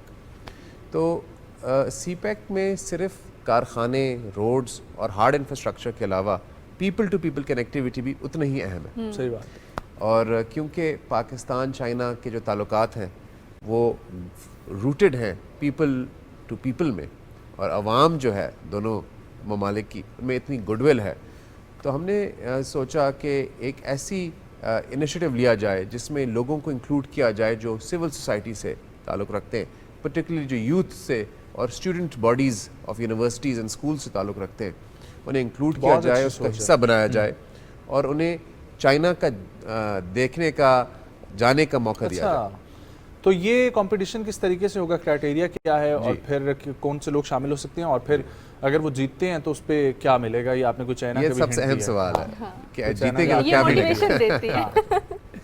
तो एक तो this is all inclusive competition, इसमें हमने कोई ऐसा वो नहीं किया कि कोई ना पार्टिसिपेट कर सके। बहुत अच्छी बात है। लेकिन हमने तरजीह दी है स्टूडेंट्स को, तलबा को, ख़वातीन और हजरात को, और स्कूल गोइंग से यूनिवर्सिटीज़ अक्रॉस पाकिस्तान। और हमारा इसमें एक جس میں ایمفسس زیادہ ہے وہ ہے کہ پس منظر علاقے سے جو ہمارے اسٹوڈنٹس ہیں پاکستانیز ہیں، جیسے بلوچستان ہو گیا، پرٹیکولرلی گوادر ہو گیا، وہاں سے اس میں پارٹیسپیٹ کریں. اور جو فرسٹ پرائز ونرز ہوں گے انہیں چائنا جانے کا بھی موقع ملے گا، اور چائنا دیکھنے کا موقع ملے گا اور چائنا سے سیکھنے کا موقع ملے گا، اور وہاں یونیورسٹیز کا دورہ بھی کریں گے. اور اس کمپٹیشن کی جو کلمنیشن ہوگی وہ یہاں ایک سیریمنی ہوگی اسلام آباد میں، اور ایک بیجنگ میں بھی ہوگی، کیونکہ آپ کو پتہ ہے کہ اس مہینے 18 اکتوبر کو جو بیلٹ اینڈ روڈ سمٹ ہے وہ ہونے جا رہا ہے، بالکل، جس میں جتنے بیلٹ اینڈ روڈ ممالک ہیں اور ان کے جو لیڈران ہیں، اور یہاں سے ہمارے وزیر اعظم بھی جائیں گے، وہ اس میں شرکت کریں گے. تو this will be one of the most important initiatives belt and road کے لیے in the world this year, جو پریزیڈنٹ شی جن پنگ جو ہیں وہ خود اس کی میزبانی کریں گے. اچھا، تو ہم اس کے سائڈ لائن پہ یہ سیریمنی انشاءاللہ چائنا میں بھی رکھیں گے اور اسلام آباد میں بھی. اچھا ٹھیک ہے، بہت ساری ڈاکومنٹریز بن رہی ہیں، بہت سارے پروگرامز ہو رہے ہیں، بہت ساری سیریمنیز ہو رہی ہیں سی پیک کی امپورٹنس کو بتانے کے لیے. اس ایسے حال میں ایک فوٹوگرافی کا کمپٹیشن رکھنے کا کیا پرپز؟ دیکھیں جی، سی پیک کے بہت سے پہلو ہیں. ظاہر ہے زیادہ اکنامک پہلو ہے کہ اتنی زیادہ انویسٹمنٹ آئی ہے، اس سے یہاں تبدیلی کیا آئی ہے. پہلے بجلی کا بحران تھا، اب نہیں رہا.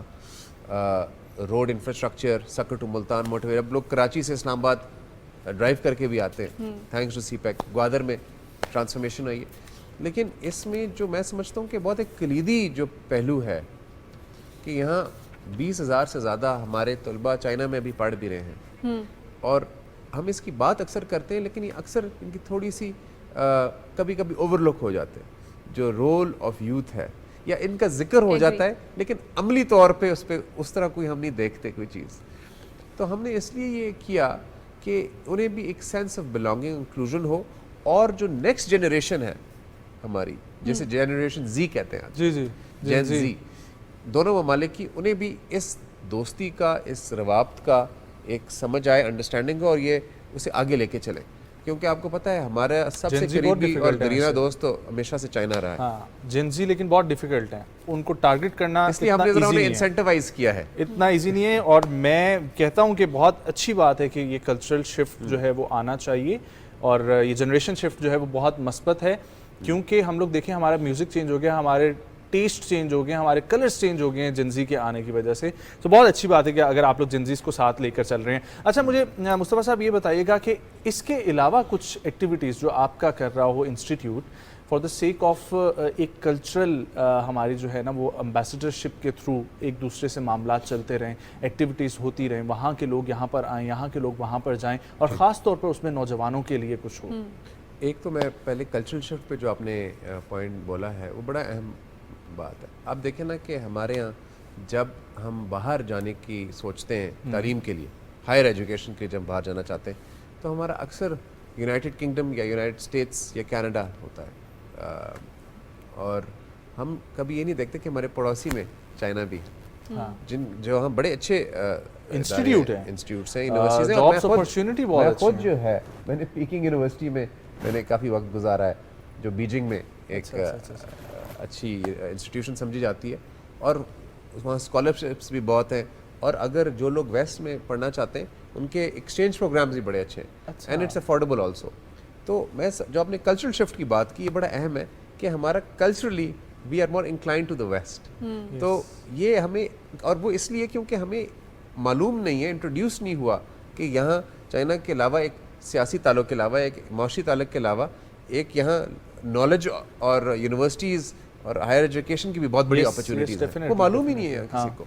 تو لیکن میرا خیال ہے کہ اب اب کی گورنمنٹس جو ہیں وہ اس چیز پہ کام کر رہی ہیں، ایک تو چائنا کے ساتھ جوڑنے میں، اور دوسرا جتنی بھی سوویت سٹیٹس تھیں جس میں آذربائیجان، تاجکستان، وہاں پر بھی بہت زیادہ سکوپ ہے ہر لحاظ سے، چاہے آپ ٹورزم کو کہیں یا کچھ بھی اور ذکر کر لیں، تو سب چیزیں وہاں پر موجود ہیں. تو مصطفیٰ صاحب اگین آپ کا انسٹیٹیوٹ اس حوالے سے کچھ کر رہا ہوں. پاکستان چائنا انسٹیٹیوٹ جی دیکھیں واحد ادارہ ہے پاکستان میں جو ایکسکلوسیولی پاکستان چائنا ریلیشنز پہ کام کرتا ہے، اور ہم نے اس پہ گراؤنڈ بریکنگ ریسرچ کی ہے کہ جو سی پیک کے انویسٹمنٹس ہیں انرجی میں، گوادر میں، ان میں फ्यूचर में how will it impact Pakistan economy, उसमें हमारे 20 साल बाद क्या ज़रूरियात होंगी, इनमें क्या फीजिबिलिटीज़ करने की ज़रूरत है। हमने बल्कि वुमेन एम्पावरमेंट पे भी किया कि वुमेन एंड सी पैक पे भी हमारी एक रिपोर्ट है, जैसा कि कैसे कि women's participation in C pack क्या किन किन सेक्टर्स में हो सकती है, वो कहाँ कहाँ पार्टिसिपेट कर सकते हैं, कहाँ कहाँ अपॉर्चुनिटीज़ हैं ख़वातीन की पार्टिसिपेशन में। फिर हमने बलूचिस्तान के ऊपर रिपोर्ट की थी, और ये पहले की it's more like a think tank, it's a think tank. और हमने सबसे पहले चाइनीज़ लैंग्वेज क्लासेस को इंट्रोड्यूस किया पाकिस्तान में कोई 12 साल पहले। 12 साल पहले मेरे ख्याल है नमल उससे पहले कैसे कह रहा है? नहीं, नमल तो एज अ यूनिवर्सिटी लिमिटेड उसमें कर रहा है ना जी, एक इदारे में। हमने पूरे पाकिस्तान में शुरू कराया, प्राइवेट स्कूल्स में, सिंध में, लाहौर, पंजाब में। ठीक है, तो हम बहुत से इश्यूज़ पे काम कर रहे हैं। अच्छा मुस्तफ़ा साहब, ये भी बताइएगा कि पाकिस्तान चाइना इंस्टीट्यूट क्या इस चीज़ पे भी फोकस कर रहे हैं कि मुख्तलिफ पाकिस्तान और चाइना की यूनिवर्सिटीज़ आपस में कोलैबोरेट करें ताकि स्टूडेंट्स का एक्सचेंज प्रोग्राम हो सके? और सेकेंडली, जैसे आपने बोला कि ख़वातीन के लिए काम हो रहा है इसमें, तो भी ज़रा हाईलाइट कर दें थोड़ा सा डिटेल में। लेकिन जी अभी मैं कुछ अर्से पहले थर गया हुआ था सिंध में, और वहाँ हमने देखा कि जो कोल माइंस हैं उनके जो डंपर ट्रक्स हैं वो ख़वातीन चला रही हैं। बिल्कुल। और मुझे एक एजाज़ हुआ उनसे मिल के, और फ़ख्र भी हुआ कि ये पहले जो गरीब ख़वातीन थी अभी एक लाइवलीहुड कमा रही हैं अपने लिए और अपनी फैमिलीज़ के लिए, और ये ट्रक्स चला रही हैं और बेहतरीन काम कर रही हैं, और ये एम्प्लॉइज़ हैं वहाँ उन कंपनीज़ की। तो इस तरह की बहुत सी चीज़ें हो रही हैं। फिर मैंने देखा कि बहुत से प्रोजेक्ट्स में जो खाना है उन्हें सप्लाई चेन नहीं थी दूर दराज प्रोजेक्ट्स में कि वो फूड कहाँ से आएगा, तो lot of the women of the area are cooking, and उन्होंने छोटी कंपनी बना ली है जो सप्लाई करती है। बहुत खूब। तो इस तरह की बहुत सी चीज़ें हो रही हैं, और हम कोशिश करते हैं कि वो हम हाईलाइट करें, उन पर हम रिपोर्ट्स भी कर रहे हैं, उन पर हमने डॉक्यूमेंट्रीज़ भी बनाई हैं, क्योंकि ये अक्सर नज़रअंदाज हो जाती हैं ये कहानियाँ। अच्छा मुस्तफ़ा साहब, आप लोगों का इंस्टीट्यूट ये चाहता है कि फ़ोटोग्राफी का कंपटीशन हो तो उसमें शामिल हों लोग वो जो बलूचिस्तान गवादर से ज़्यादातर ताल्लुक़ रखते हैं, ताकि पाकिस्तान के लोग ही शामिल हों लेकिन उनको इस प्रोजेक्ट के बारे में पता हो। तो मैं ये पूछना चाहूँगा कि आप अवेयरनेस के लिए सी पैक की या बेल्ट एंड रोड इनिशिएटिव की क्या काम कर रहे हैं? जो फार फ्लंग एरियाज़ में लोग रहते हैं उनको क्या फ़ायदा होगा आपकी अवेयरनेस जो आप कर रहे हैं कि वो ये समझें कि कितना इम्पॉर्टेंट है प्रोजेक्ट, और फिर इसमें उनकी जॉब क्रिएशन या वो किसी भी लिहाज से अपने छोटे मोटे एंटरप्रेन्योरशिप के वेंचर्स जो हैं वो ज्वाइन इन कर सकें? पहले तो मैं बताना चाहता हूँ कि जो भी इसमें पार्टिसिपेट करना चाहते हैं वो ईमेल कर सकते हैं photo.contest@pakistan-china.com पे, क्योंकि हम जो बात कर रहे हैं, जो हमारे व्यूअर्स हैं जो इसमें पार्टिसिपेट करना चाहते हैं उनके लिए photo.contest@pakistan-china.com, तो इस पर आप ईमेल कर सकते हैं।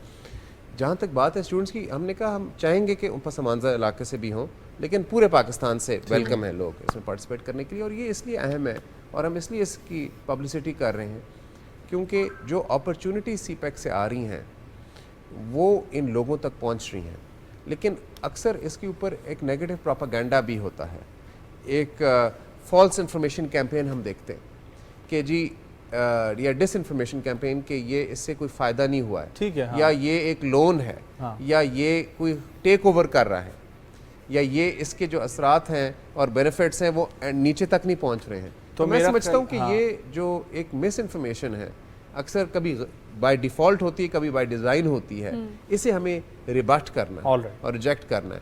तो इसमें हमारा एक अहम नो डाउट ये भी है to make sure that the real facts and evidence reaches to the people of Pakistan. Wonderful. बहुत बहुत शुक्रिया जनाब मुस्तफ़ा हैदर साहब आपके वक्त के लिए, शुक्रिया। और इसी तरीके से डेफिनेटली आप और भी प्रोग्राम्स निकालते रहें जो डायरेक्टली एंड यूज़र से ताल्लुक़ रखते हों और एंड यूज़र को जो है वो फ़ायदा पहुँचे और उसको अवेयरनेस हो कि उसके पाकिस्तान में क्या क्या हो रहा है।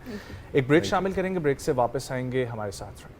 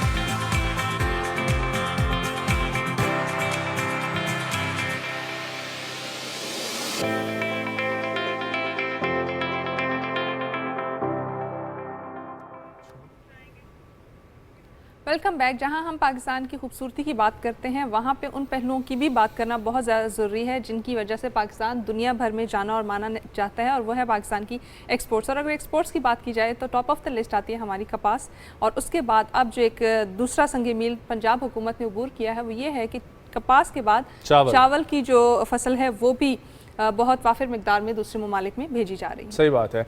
और तकरीबन ये कहा जा रहा है कि लास्ट ईयर जितनी भेजी गई थी चावल की यहाँ से उससे डबल किया जा रहा है, और वो लास्ट ईयर के मुताबिक पाकिस्तान में तकरीबन इस साल 3 अरब डॉलर का जो है चावल बरामद किया जा रहा है, लेकिन गुज़िश्ता साल सिर्फ और सिर्फ पंजाब से 1 अरब डॉलर का चावल एक्सपोर्ट हुआ था। सो कॉटन हमारी कैसी चल रही है, और फिर उसके साथ साथ चावल जो है वो भी अब बूम पकड़ते जा रहे हैं। इसका ये मतलब है कि हमारा जो एग्रीकल्चर लैंड है, जो हम बात करते हैं कि हमारी एग्रीकल्चर ये कंट्री है, सो वापस से वो सुनहरे दिन और वो सुनहरी दौर का आगाज़ ये बेबी स्टेप से यहीं से शुरू होता है। सो हम लोग इसी के ऊपर बात करेंगे, और इसी की पे बात करने के लिए हमें ज्वाइन कर रहे हैं कॉटन एक्सपर्ट हैं, उसके अलावा साबिक कॉटन कमिश्नर भी हैं, वजारत कौमी ग़ज़ाई तहफ़्फ़ुज़ और तहक़ीक़ से ताल्लुक़ है जनाब डॉक्टर खालिद अब्दुल्ला साहब। अस्सलाम वालेकुम डॉक्टर साहब, thank you so much for joining. खैरियत से हैं आप? शुक्र है जी। डॉक्टर साहब ज़रा बताइएगा हमारे नाजरीन को, एक आम जो देखने वाला है उसको, कि हमारी कॉटन एक्सपोर्ट्स जो हैं उनकी तादाद क्या है, ये कितनी जो है वो एक वो कहते हैं कि $1 मिलियन ऑफ इंडस्ट्री जो है वो कैसे है, और इसमें कितना स्कोप है अगर जो लोग एग्रीकल्चर की तरफ आना चाहते हैं, और पाकिस्तान ने अभी तक अचीव क्या किया कॉटन के हवाले से? जी बहुत शुक्रिया। पाकिस्तान की कॉटन एक बहुत ही आम फसल है, और पाकिस्तान दुनिया के उन चंद ब्लेस्ड कंट्रीज़ में से है जहाँ पर कॉटन होती है, जहाँ पे कॉटन और पूरी टेक्सटाइल चेन एक ही मुल्क में मौजूद हैं। बहुत सारे ममालिक ऐसे हैं जो कपास तो पैदा करते हैं लेकिन उनके पास बाकी चेन नहीं है, या कुछ ममालिक ऐसे हैं जिनके पास बाकी चेन है, यानी टेक्सटाइल इंडस्ट्री है, वो कॉटन प्रोड्यूस नहीं करते और इम्पोर्टेड कॉटन के ऊपर रहते हैं। तो वैसे तो पास्ट में पाकिस्तान ने बहुत सुनहरे दिन इसके देखे हैं, तो बीच में कुछ इसके ऊपर कुछ मसाइल आए जिसकी वजह से पैदावार काफ़ी कम हुई। पिछले साल स्पेशली हम 5 मिलियन बेल से भी कम पे हमने क्लोज़ किया। तो इस साल खुदा के फजल करम से जो हमारे किसान भाई हैं उनकी मेहनत की वजह से और गवर्नमेंट की अच्छी पॉलिसीज़ की वजह से अब तक 5 मिलियन बेल से ज़्यादा हम अचीव कर चुके हैं। और अभी वक्त है, अभी वक्त है, अभी वक्त है। अभी जो हमारी जो लेटेस्ट फिगर आए हैं, यानी 30 सितंबर को जो क्लोजिंग हुई है उसमें 5.1 मिलियन बेल पाकिस्तान की अराइवल हो चुकी है। ठीक है। अच्छा डॉक्टर साहब ये बताइएगा कि किस तरीके से कॉटन की प्रोडक्शन जो है वो एक्सपोर्ट में हेल्पफुल है, और उसके साथ साथ ये बताइएगा कि जो दीगर इंडस्ट्रीज़ हैं उनके साथ किस तरह ये लिंक हो रही है? जी देखिए, पाकिस्तान में जितनी भी कपास पैदा होती है वो सब के सब हमारी टेक्सटाइल इंडस्ट्री कंज्यूम करती है। 95% हम उसको कंज्यूम करते हैं इंडस्ट्री में, और बाकी 5% जो दीगर इसकी ज़रूरियात हैं, रज़ाइयाँ गदेले या मेडिकल में जो इस्तेमाल होती है कॉटन, वहाँ पे इस्तेमाल होती है। तो पहले ये कपास जब खेत से निकलती है इसको, तो ये जेनिंग फैक्ट्रीज़ में जाती है जहाँ पे इसका बिनोला और कपास अलग होती है। तो वो एक बहुत बड़ी इंडस्ट्री है, तकरीबन 1300 के करीब हमारे पास जेनिंग फैक्ट्रीज़ हैं। उसके बाद वो कपास या जिसको रुई कहते हैं वो फिर टेक्सटाइल इंडस्ट्री में जाती है, और वहाँ पे स्पिनिंग इंडस्ट्री उसको स्पिन करके धागे में कन्वर्ट करती है, फिर धागे से कपड़े में, और कपड़ा फिर प्रोसेसिंग इंडस्ट्री में जाता है, वहाँ पे डाइंग, प्रिंटिंग, और फिर उसके बाद गारमेंट और फिनिश प्रोडक्ट आपके यानी पहनने के कपड़े या होम टेक्सटाइल जो bed sheets, towel, kitchen where, ये चीज़ें बनती हैं, और फिर वो एक्सपोर्ट। अच्छा सर, कोई अपडेट आप हमारे साथ शेयर करना चाहें चावलों के हवाले से, क्योंकि ये सुनने में आ रहा है ये चावलों की भी फसल जिस तरीके से तरक्की करती जा रही है, और इस दफ़ा मतलब कि हम डबल भी नहीं ट्रिपल गुना ज़्यादा इस दफ़ा एक्सपोर्ट करने जा रहे हैं। जी आप बिल्कुल सही कह रहे हैं। 21-22 में हमने तकरीबन 2.1 बिलियन डॉलर्स की चावल एक्सपोर्ट किए। इससे पहले हमने कभी भी 2 बिलियन डॉलर अचीव नहीं किए थे। फिर उसके बाद लास्ट ईयर हमने 2.5 बिलियन डॉलर के चावल एक्सपोर्ट किए, और इस साल अभी तो शुरुआत है, तकरीबन कोई 333 मिलियन डॉलर के करीब हम एक्सपोर्ट कर चुके हैं, और तवक्को ये की जा रही है कि ये 3.1 या 3.2 बिलियन डॉलर के करीब हम टोटल एक्सपोर्ट करेंगे। क्या बात है। तो अच्छा सर, इसकी वजह आपने जिक्र किया था किसान भाइयों की मेहनत और गवर्नमेंट की पॉलिसीज़, तो वो कौन सी मस्बत पॉलिसीज़ हैं जिन्होंने एक साल में ये शिफ्ट दे दिया? جی میں یہ دیکھتا ہوں کہ اس سال جو کپاس کی اگر بات کریں تو ہمارے پاس سرٹیفائڈ سیڈ کی اویلیبلٹی بہت بہتر تھی. اس میں جو ڈپارٹمنٹ ہے جو اس کے سرٹیفیکیشن کے لیے کام کرتا ہے اس نے بہت محنت سے کام کیا اور سرٹیفائڈ سیڈ اویلیبل کیا. جو سائنٹسٹ ہیں انہوں نے بہتر بیج ڈیولپ کیا جو اچھی پیداوار دیتے ہیں.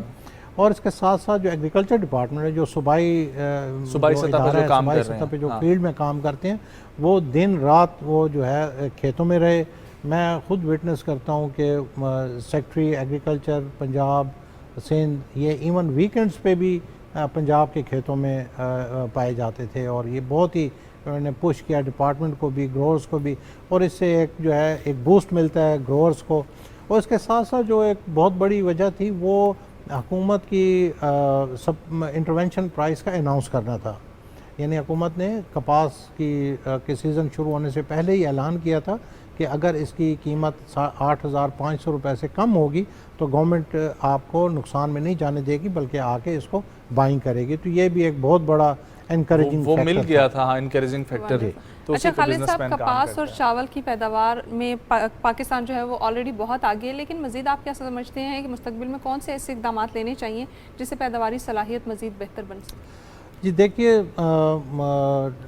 جو ٹیکنالوجی ہے وہ اس میں ہم رائس میں بھی کافی بہتر ہیں اور کاٹن میں بھی لیکن جو چاول کے بیچ میں ہماری جو پوسٹ ہارویسٹ لاسز ہیں وہ کافی زیادہ ہیں. یعنی ہارویسٹنگ کے بعد جو مل تک جاتے ہیں اور مل سے جو اینڈ کنزیومر تک جاتے ہیں اس میں لاسز بہت زیادہ ہوتے ہیں اور خصوصاً اس کو خشک کرنے کے جو انتظامات ہیں وہ فیلڈ لیول کے اوپر اتنے نہیں ہیں جس کی وجہ سے بہت ساری ہماری کنسائنمنٹ یا واپس ہو جاتی ہیں یا وہ جا نہیں پاتی کیونکہ اس میں وہ ایک خاص قسم کا کیمیکل ڈیولپ ہو جاتا ہے افلاٹاکسن اور اس کی وجہ سے وہ ایکسیپٹیبل انٹرنیشنلی نہیں ہوتے.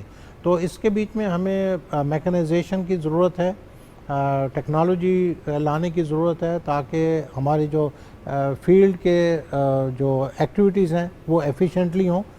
جس طرح آپ دیکھتے ہیں وٹنس کرتے ہیں کلائمیٹ چینج کہ بے وقت کی بارش ہوتی ہے, تو اگر یہ میکنائزیشن ہوگی تو وہ جو ایک ہفتے کا جو پروسیس ہوتا ہے جو اگر ہاتھ سے کوئی پکنگ کرتے ہیں یا ہارویسٹنگ کرتے ہیں وہ مشین سے چند گھنٹوں میں ہو کے اور فارغ ہو جائے گا اور جو بارش سے نقصان ہوتا ہے وہ نہیں ہوگا. اچھا ڈاکٹر صاحب, آپ نے یقینی طور پر ریسرچ کی وجہ سے, کیونکہ ایگریکلچر کے بہت سارے لوگ مختلف ممالک کا وزٹ کرتے ہیں, تو آپ نے بھی وزٹ کیے ہوں گے, اور ہمارا پڑوسی ملک چائنا, ان کی ڈاکیومنٹریز ہم لوگ دیکھیں تو سب سے زیادہ ان کی ڈاکیومنٹریز پائی جاتی ہیں ایگریکلچر کے اوپر, جس میں وہ مختلف ہارویسٹنگ کے ایریاز, چھوٹی لینڈ کو کیسے آپ نے زرخیز بنانا ہے, بنجر زمین, اور بہت سارے مختلف آئیڈیاز پہ کام کرتے ہیں.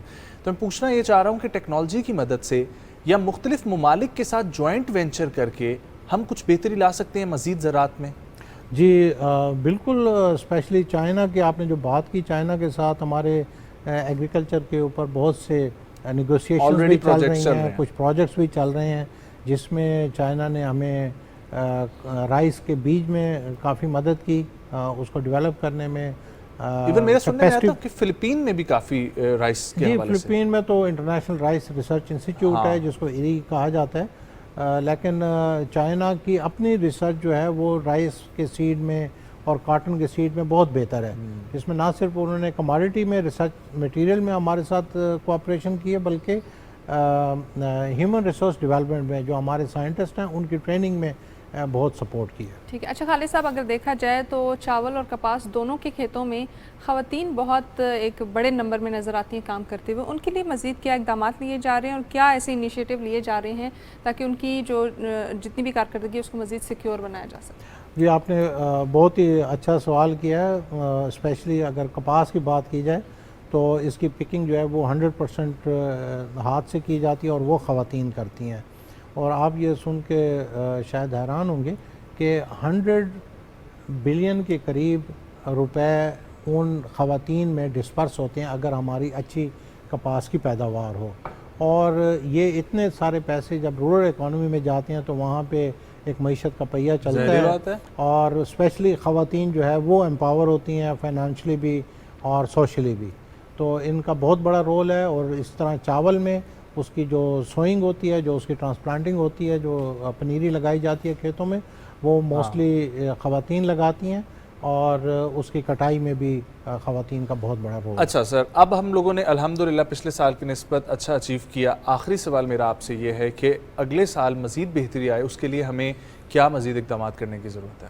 جی، اس کے لیے جو پلانرز ہیں، جو گورنمنٹ مشینری یا پالیسی میکرز ہیں، ان کو ابھی سے سر جوڑ کے اس کو دیکھنا چاہیے، اور اس سال جو گیپس رہ گئے ہیں ان کو فل کرنے کے لیے ابھی سے پلان کرنا چاہیے۔ اچھا بیج گروور تک پہنچے، کوالٹی کا بیج پہنچے، اور اچھی کھاد ہو، اور جو ان پٹ ہے صرف کھاد نہیں بلکہ اس میں پیسٹیسائڈ بھی ہے، اس میں پانی بھی ہے، اس میں بیج بھی ہے، وہ ٹائملی جو زمیندار ہے اس تک پہنچے، کیونکہ زراعت میں وقت جو ہے وہ بہت اہمیت رکھتا ہے ڈیفینیٹلی۔ خیر سر، امید کرتے ہیں کہ مجھے بڑی خوشی ہوئی ہے کہ زراعت نے دوبارہ سے جس طریقے سے بوم پکڑنا شروع کر دی اور اب ہماری میجر پرائرٹیز میں سے دوبارہ سے زراعت آ گئی ہے، تو انشاءاللہ یہ مزید بہتری ہوتی جائے گی۔ بہت شکریہ ڈاکٹر صاحب آپ کا وقت نکالنے کے لیے، بہت اچھا لگا آپ سے بات کر کے۔ خواتین و حضرات، تمام ہی میرے ینگسٹرز جو دیکھ رہے ہیں، ایکسپلور کریں زراعت کی انڈسٹری کو، کوشش کریں کہ اس کے اندر بھی آپ لوگ اپنا بزنس لے کر جائیں، چھوٹی چھوٹی لینڈز لے کر کوئی کام شروع کر سکتے ہیں، یا کارپوریٹ فارمنگ کا جو ایک کانسیپٹ ہے کارپوریٹ ایگریکلچر کا، اس کی طرف جائیں، بہت فائدہ مند انڈسٹری ہے اور پاکستان بھی اسی طریقے سے آگے بڑھ سکتا ہے۔ مجھے بشرا کو صبح پاکستان کی ٹیم کو دیجیے اجازت، ملاقات ہوگی کل، بہت سارا خیال رکھیں، اللہ حافظ۔